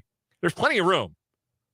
That is true. There definitely because is. like the national media in like probably the NBA offices are like, yeah, we would much rather get like Phoenix and LA. And yeah, we'd rather get those deep in the playoffs than Denver. But come on, one time for me, Nuggets. If you're going to watch basketball tonight, you might want to say, well, I'm watching, but maybe I want to have a reason to care about any of these teams. The Sixers tonight favored by 10 over the Nets, and the Golden State Warriors favored by 2 on the road against the Sacramento Kings. They are favored on the road despite being, including their loss on Saturday, 11-31 on the road this season. It's not great or good or decent or even just regular bad. I don't dislike Steph Curry, but I'm extremely tired of the Warriors. Light the damn beam is what I have to say. Yeah, I like the beam. Those y'all's beams. Anyway, let's get to some other headlines. Yes. We'll just go ahead and wrap up our postseason roundup by taking a look at the NHL playoff action that will be getting underway tonight. First round of the NHL playoffs will get underway with 4 of the first round matchups starting tonight in the Eastern Conference. You've got the Atlantic Division champions or Southeast Division champion Carolina Hurricanes taking on one of the wild card teams, the New York Islanders. The Atlantic Division champions are the Boston Bruins. They take on the other wild card team out of the East, the Florida Panthers. Boston winning an NHL record 63 games in the regular season this year. They are far and away the favorite to capture Lord Stanley's Cup. The Western Conference games today, you've got a couple of teams in the Midwest Division, the second and third place teams in the Central Division, Dallas and Minnesota playing each other in Dallas. And then you have 2 teams from the Pacific Division, Edmonton and Los Angeles, taking each other on in Edmonton. Those are your games that start tonight in the NHL playoffs. I can't think of Edmonton or the Oilers or just anything Edmonton related without thinking of an episode of Mystery Science Theater 3000 set in Canada. In the movie, the robots yell at one point, "Go to hell," or at least Edmonton. And I can't think about Edmonton without thinking of that line. I'm going to be honest with you. I have followed hockey for all of about 3 minutes the entire year. And that was the last 3 minutes? Yeah, pretty much. I know Boston's really good. Florida has been good. Somewhat disappointing year this year. I could not tell you a single thing about the Wild or the Stars. Not one thing. Is Tyler Seguin still playing? Sure. I don't know a thing. Yeah, I could tell you who the best players are for both of those teams. I couldn't like run down their rosters or anything, but I don't know anything about the Kings except they traded Jonathan Quick for nothing. Edmonton's got McDavid, who's awesome. And Leon Draisaitl, who's probably also awesome. Also extremely good. They are, I think, you can say the consensus pick to come out of the West this year, despite the fact they didn't win their own division. Nobody really believes in the Vegas Golden Knights, but they actually did win the Pacific Division. Most people are saying it's Edmonton. McDavid's on another level as a player right now. They think they'll carry him through to, or he'll carry them through to a Stanley Cup final. Colorado, the defending Stanley Cup champions, in case you did not know, they've been banged up all year. Their captain has not played a game and will not play a game this year, Gabe Landeskog. That was a big loss for them, but they're still plenty deep. They still have Nathan McKinnon, who rules, and Cale Makar, who rules, and I think they're better in net than they were when they won the Cup last year. So, house money for the Avs as far as I'm concerned, but don't count them out. I mean, maybe I'll watch some. Maybe I'll gamble on some. I don't know. I just have watched so little. I mean, I never watch a ton, but this year more than or less so than even most years recently. I don't really know why. Just you want to tip the Islanders to win that series against Carolina. Okay, very popular upset pick. I have heard that. Canes. I've heard a lot of Islanders talk as of late. Continuing on with our 580 Sports Talk headlines on this Monday afternoon. How about this from the college baseball world this weekend? A sweep for the Batcats. K-State taking down KU, a previously white-hot KU team. K-State 2 of the 3 were close games. One of them was pretty competitive. The other 2, not quite as much. But they sweep KU 5-4, 6-1, and 21-18. That was yesterday's game, which, again, put a stop to KU's hot streak. And now K-State has soared up to 24-14 overall on the season, 9-6 in Big 12 play, just a game and a half behind TCU now in the Big 12 standings. So Kendall Rogers of D1Baseball.com actually answered a question about K-State, and I think it's our pal Ryan who actually asked it on Twitter. Recognize Ryan from our YouTube comments from the text line. Asked Kendall Rogers about K-State's postseason hopes. And the fact of the matter is this: K-State's RPI stinks. Yeah. They are 79th in the RPI right now, which is not going to get you where you want to go when it's time to select the 64 teams that make a regional in the NCAA baseball postseason. The good news is they've got some time to build that RPI up. If they continue to play well, win games this week, they've got a midweek game tomorrow night against Wichita State. I believe that's at home. I think that's at Toynton Family Stadium. You are correct. Yes. So they host Wichita State for a midweek game tomorrow. Then they go out to UC Irvine for a weekend series. You've got an uneven number of teams in Big 12 baseball because Iowa State doesn't sponsor baseball, so you've only got 9 teams. So every weekend, somebody's got to not play a conference series. So that's K-State this week, heading west to play UC Irvine. Which has had a good program in recent memory. I don't know how good they are right now, how helpful that would be in terms of K-State's RPI. They have a higher RPI than K-State by almost 40 spots. Okay, so yeah, it would behoove K-State to go out and maybe get a couple of road wins this weekend. Also beat a Wichita State team that I don't think is particularly good. They are back home for Big 12 play next weekend. Texas Tech comes to Toynton Family Stadium. But yes, the Batcats have perked up the radar a little bit, playing really well. And it also continues an athletic trend that nobody in Manhattan has missed this year. K-State taking care of business in the Sunflower Showdowns across the different sports. Obviously, football, split in basketball, and now a 3-game sweep in baseball.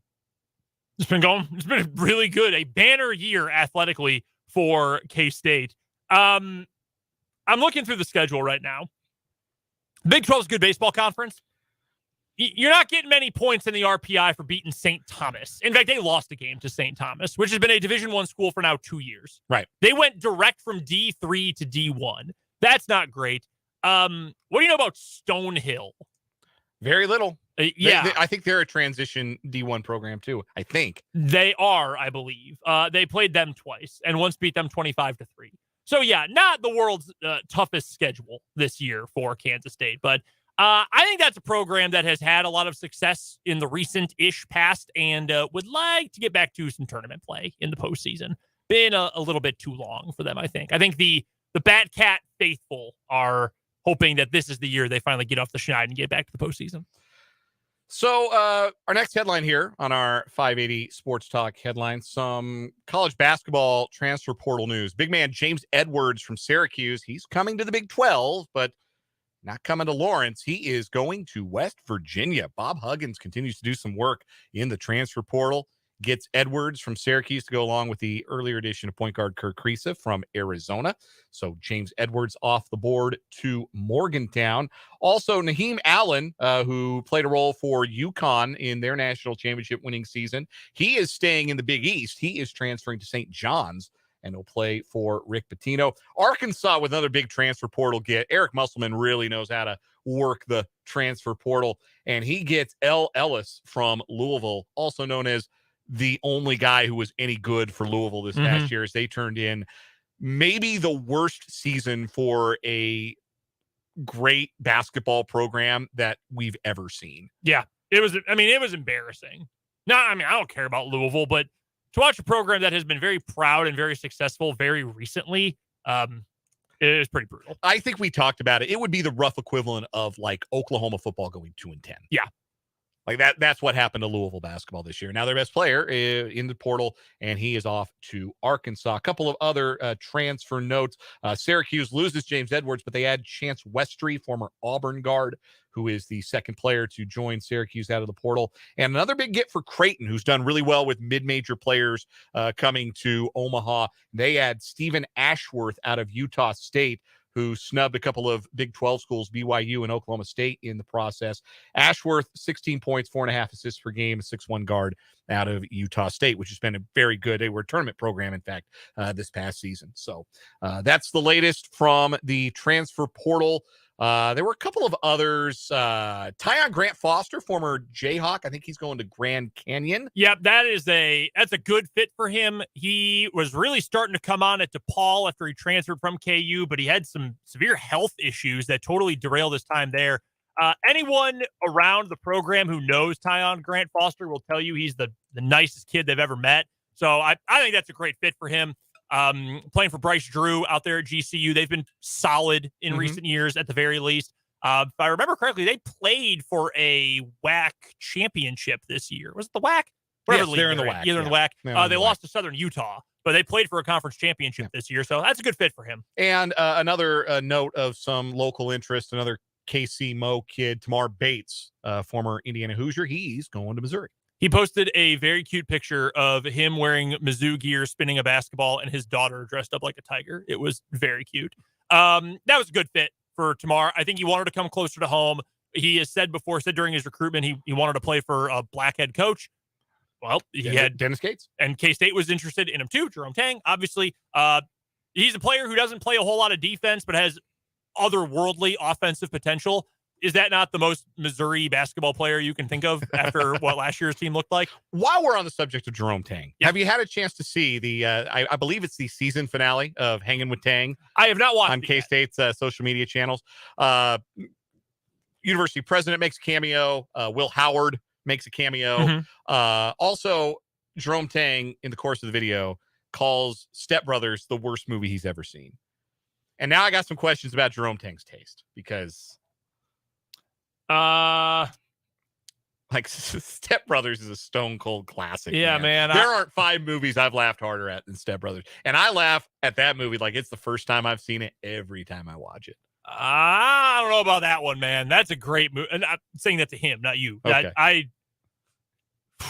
He said they watched it on a bus trip and it was the worst movie he's ever seen. Was the sound off? I don't know. Were they watching it with like foreign subtitles? I don't know. That's odd to me. That's a good movie. Knowing that Jerome Tang is a man of faith, I could understand that he does not himself use profanity. I could understand that there's a good chunk of Step Brothers humor that is revolved around some potty mouth language that maybe doesn't really appeal to Jerome Tang in the same way that it might appeal to someone a little more sophomoric, like me, for instance. That's probably true. That's, again, his taste. But still, worst movie ever. Yeah, that's a little over the top. Man, you see some bad ones on bus trips. You gotta fill the time, and you gotta put something on those TVs to keep people occupied. I am trying to remember if this was... I don't even remember when this movie came out. But I think it was on a Washburn bus trip. It had to have been on a Washburn bus trip when I was covering the team with Jake. They put Dirty Grandpa on. Oh, God. With Aubrey Plaza and Robert De Niro. Yeah. That is the worst movie ever made. Hey, check clears all the same, right? If you're an actor, I'll make a bad movie, whatever. I can't believe Robert De Niro needed the check that bad. Like, I think I asked Jake at one point, like, did Robert De Niro, like, forget to pay his taxes for a couple of years? Like, what's going on here? Yeah, that's kind of wild. That is a terrible film. One other headline to get to real quick here. One final one from the NFL. There's been so much news about Jalen Hurts and, of course, about the draft and all that. We've glossed over today that one of the best safeties in the NFL requested a trade from his current team. And it happened right after, not all that long after we went off the air on Friday night, I remember, if I remember correctly. Budda Baker of the Arizona Cardinals. He wants out. Does not want to be with the Cardinals anymore. There was a report that he told them mid-season, or at least at the end of the season, I either want to be the highest paid safety in the league or I want you to trade me. Then he went public with a trade request. So I have a feeling I know what they told him. Budda Baker's a good player. He's fine in coverage. He's very good working downhill and as a tackler. He's got plenty of speed. He's got good hands for being, just decent, not elite in coverage. He's a really good safety. And I think most teams around the NFL would want a player like that. Yeah, I think there aren't too many defenses he wouldn't help or be an upgrade for. I think he'll be very much in demand, and maybe he gets moved here before the draft. He and DeAndre Hopkins, I think, both might get moved before the draft. What's the best pick you get if you move those two guys?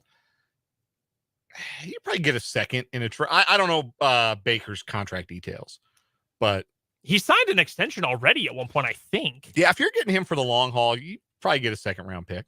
I would think so. I think you could get as high as a second for either, depending on who it's with and how much money is attached. Yeah, Baker this year, his cap hit is going to be $16.8 million, 7.5 dead cap. And then the dead cap goes down to 3.7 next year. So, yeah, I think you can get a second-round pick for him probably. Yeah. They're going to be loaded up on second-round picks for this year. That does it for our 580 Sports Talk headlines, brought to you by us. Nobody sponsors the segment. Those are our 580 Sports Talk headlines. Almost gave someone a free ad right there. If you want to, hit me up. Yeah, hit Dan up. If you want to sponsor our headlines, talk to Dan. We've got to get to a break one way or the other. We're going to talk a little Andy Reid next on 580 Sports Talk. For the ones finding new ways.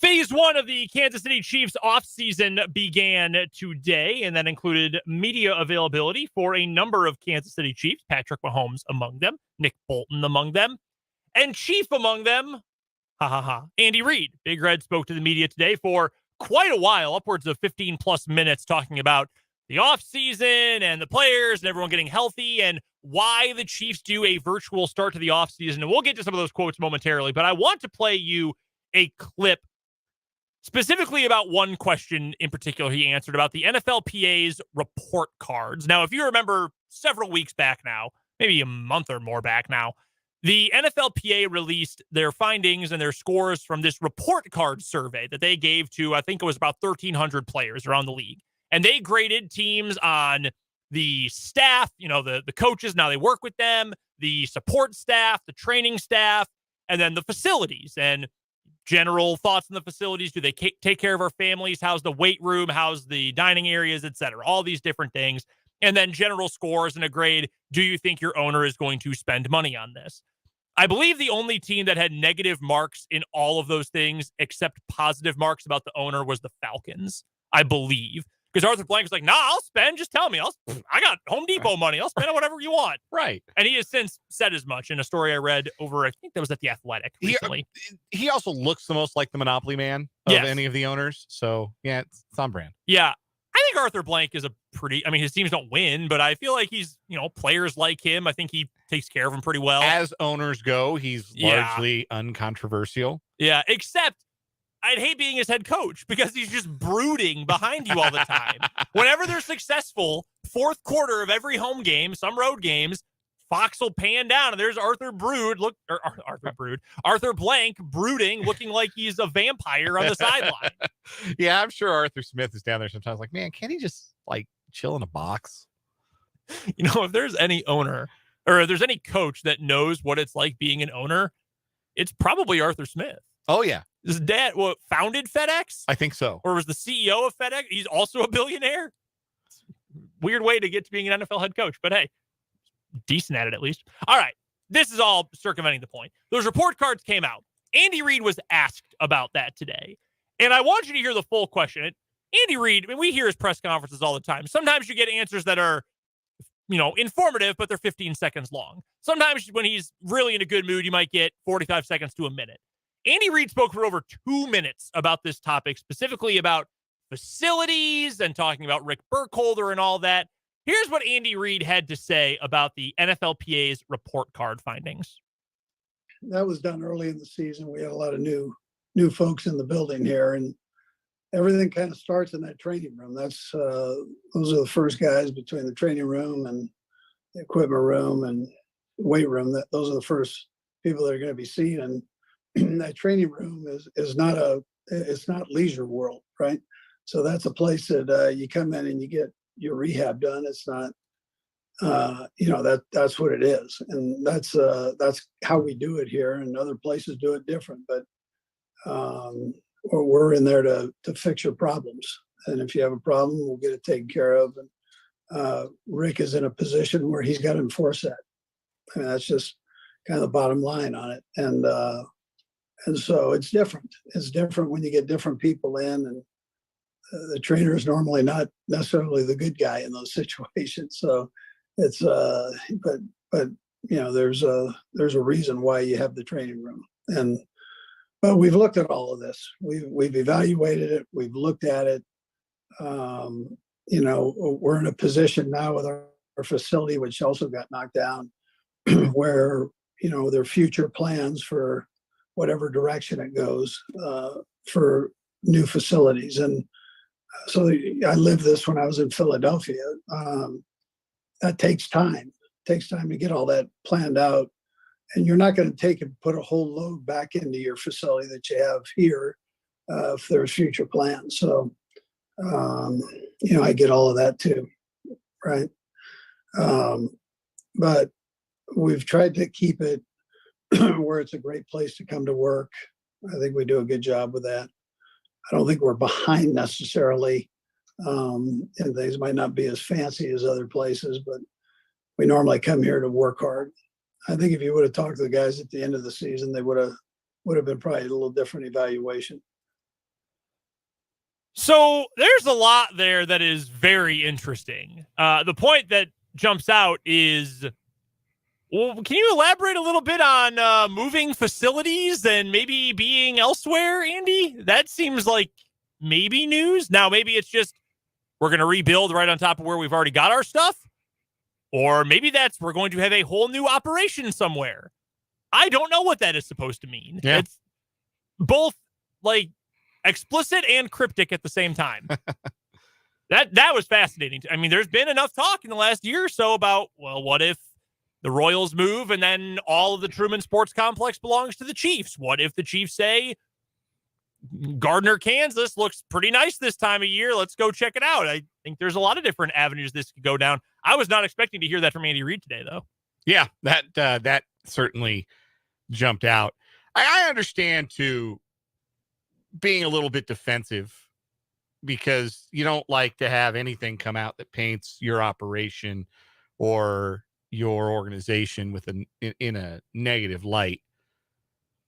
I think as you broke down, a lot of the feedback league-wide was kind of negative about facilities, about training room, and all of those things. And, it's kind of funny when you think about it. Some of these guys come to the league from college football programs that, like, what's the school that's got a water slide in their football facility? Is that Clemson? I know Clemson has a regular slide. I was going to say it might actually be Alabama. Might be Alabama. Maybe Alabama's got a water slide. We're going to find this out. We're going to do some investigative research here. Those schools have so much money and they don't give any of it to the athletes. So they put it into the facilities. I could totally buy that there are athletes that get to the NFL and the facilities that they have at their NFL team's facility are not as good as the facilities they had in college. Like, I believe that 100%. And I bet they feel like, man, where's my water slide? Like, where's my massage chair that I have at my locker? So Clemson's got, the only thing I can find is they have a real slide, like a gigantic aluminum, you're at the park as a kid slide. Okay. I don't see a water slide. However, I can break some news in case you didn't already know this. UCF, now a Big 12 member, has a recovery cove that includes a full-sized lazy river. Okay. Like with inner tubes and everything. Maybe I was thinking about the lazy river. And like a little wave pool looking thing. This isn't a facility. This is just a party place. Right? Yeah, the recovery cove. You can also tailgate there, and they call it cove gating. Oh, sick. Man, I love my time at KU, but I went to the wrong school, apparently. Damn. No, I just, to go back to that point, like, I'll bet there are players who are probably a little more pampered in college than they were in the NFL. And which is a wild thing to think about, but I think there's probably some truth to that. And I do believe that the Chiefs are trying to get caught up in terms of those things. But yeah, I also could totally see athletes feeling like, man, that athletic trainer drove us too hard.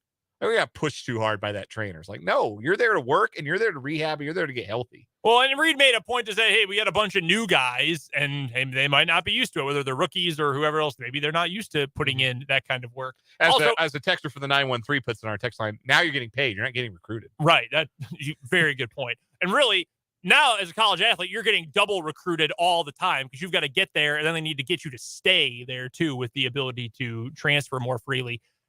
It is also very funny to hear Andy Reid say this isn't Leisure World. That is extremely funny. It's another Simpsons gag. That's where Grandpa Simpson wanted to go on the family trip. Oh, is it really? Leisure World? I think Andy Reid's a Simpsons guy. I bet he is. I bet he can quote Mr. Plow front to back. Put sure might be able to. Other notable things from Andy Reid today. Nothing too out of the ordinary for day one of the first phase of the offseason. He did say that Mahomes has been checking in with him and with Brett Veach and everyone else who's in charge of those things and has been talking about his thoughts on draftable players and how things are going when he's been working out with wide receivers, a lot of whom have ventured down to his home in Texas to work out with him. That is good to see. Remember when McCole Hardman said that he was too busy to go to Texas to work out with Patrick Mahomes? I do remember that. Yeah, that was really funny. That was extremely funny. Andy Reid also said that Clark Hunt and the front office keep track of all the deals going on around the NFL, including that of Jalen Hurts' new contract, and added that Mahomes wanted to do a deal that was team-friendly when it was his time. It was fairly team-friendly, but also he's getting paid $500 million. So there's levels to this kind of thing.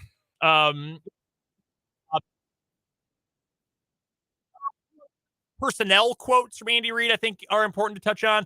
There's a lot of audio. He spoke for over 15 minutes today. Regarding Juwan Taylor, new left tackle for the Chiefs, he said, quote, I liked his tape, added he's a really good athlete, thinks he can play any position as needed, but they're excited to put him at left tackle. You wouldn't pay a dude that kind of money if you didn't think it was a fairly seamless fit, right? I mean, same with Orlando Brown. If the Chiefs didn't think, oh, yeah, he can be a left tackle, you're probably not trading multiple picks to go get him. Right. So, and then giving him a tag and paying him that much too. And then additionally, Kadarius Toney and Sky Moore on their situation, what they are going to have to be in the future. Quote, growth will be important, how they handle this offseason, how they handle training camp, how they handle this workload. And then said it's all about forming a bond with Patrick Mahomes, but said, quote, they are wired the right way. Those two are two of the most important pieces of this offense going forward because you know what MVS is. You know what Watson is. You know essentially what Richie James is. And you'll draft someone you kind of know what he is. At least you have an idea of what he is going to be. Moore was used out of position for 90% of last year. And Tony could be anything. I mean, he could be a superstar number one receiver, or he could just be tall McCole Hardman. Anything in between there is open right now, including both extremes, I think. So I would make an argument that those are your two, I don't know, X factor players, but those are the two players whose projection could change the Chiefs offense the most next year. Yeah, as presently constructed, I think that's a good point. Let's get to a quick timeout here on 580 Sports Talk. When we come back, we will preview Royals versus Rangers tonight here on 580 WIBW.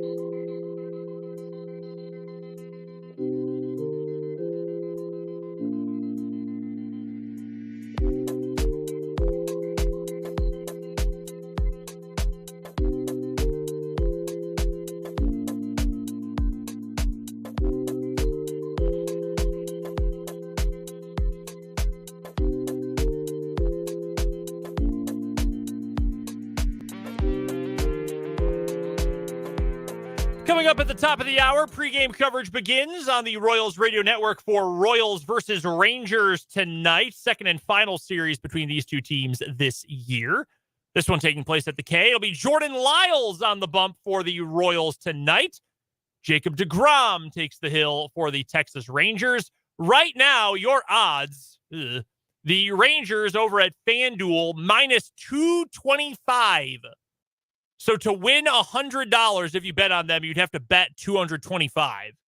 For the Royals, they are plus 188. A $100 bet would win you $188 if you won.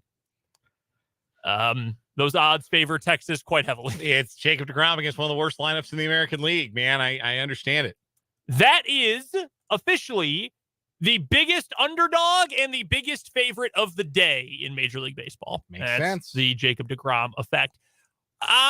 Thoughts on Jordan Lyles being able to recreate some of the quality he's had so far this year? The first start was undeniably pretty good.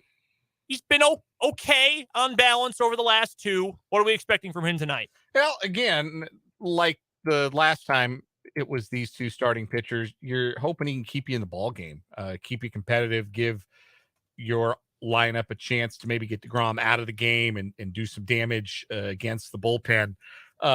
Lyles was okay against the Rangers. Gave up 4 runs on 8 hits and 6 in the third. Struck out only 4, but walked just 2 so far this year. 4 walks to 15 strikeouts and 17 in third innings. That works.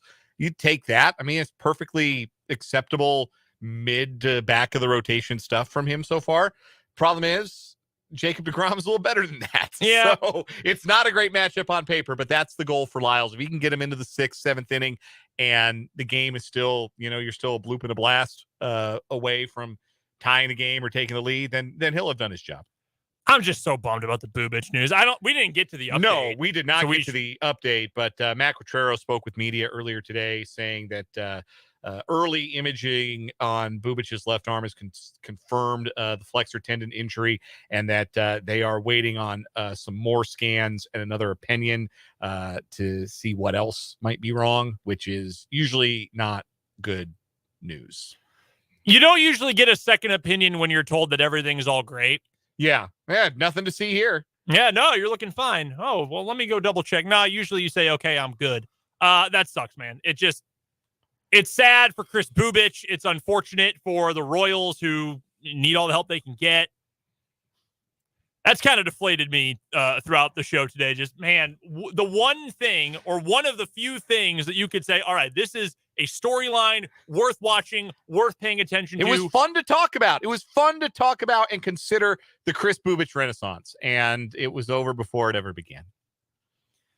Is that the Smiths or Morrissey?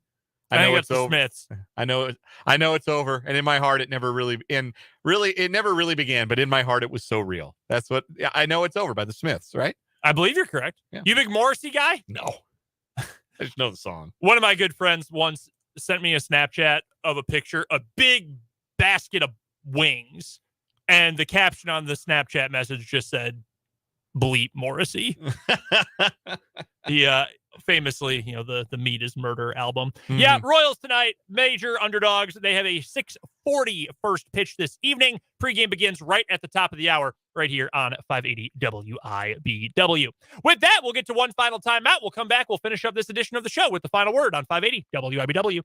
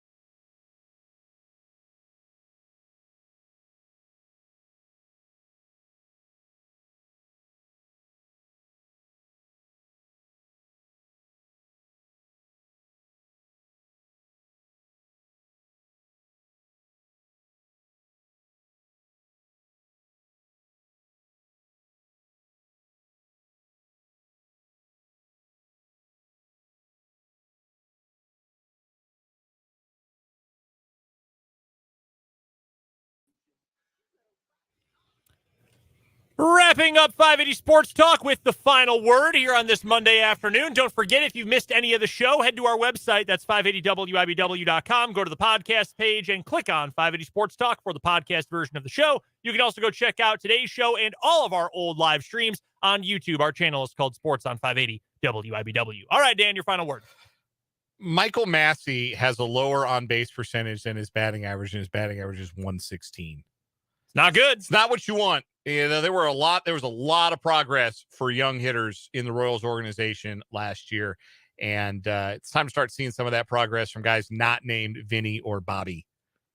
Yeah. Maybe that's the trick. Maybe Michael Massey needs to start going by Mikey and he'll stroke some singles. That'll work a little bit easier for him. My final word today is about the NFL draft for the Kansas City Chiefs. And the Chiefs are in a nice spot where they've got enough things that are needs without being gigantic holes, where they can approach this draft in really any number of ways when they want to take guys, when they want to play to depth, or when they may want to move up. They've got enough picks. They can move up really at any point that they want. But I do think it is apparent, and we sort of fleshed this out in the 4:00 hour during Mock Draft Monday, feels that finishing off that offensive line, finding a starting right tackle, that's the number one thing that you have to get done in this draft. There's plenty of edge guys you can find, at least on a rotational basis, in round 2, round 3, maybe even into round 4.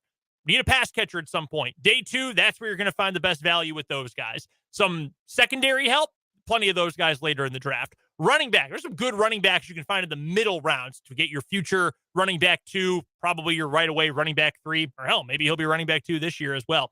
Lots of those guys to find, lots of depth you can find. Maybe you grab one of those really good tight ends in the second round. But if you want one of the best offensive linemen you can possibly get to finish off that front in front of Patrick Mahomes, that's probably where you want to go in the first round with number 31, or maybe an even higher pick, depending on the player. That does it for 580 Sports Talk, though, on this Monday. Thank you so much for joining the two of us. Royals pregame coverage is coming up at the top of the hour. First pitch at 6:40. We'll be back tomorrow with Michael Swain, more draft talk, more Royals talk, and so much more from 3 until 6. But until then, for Dan Lucero, I'm Brendan Dworzinski. Appreciate you listening to 580 Sports Talk.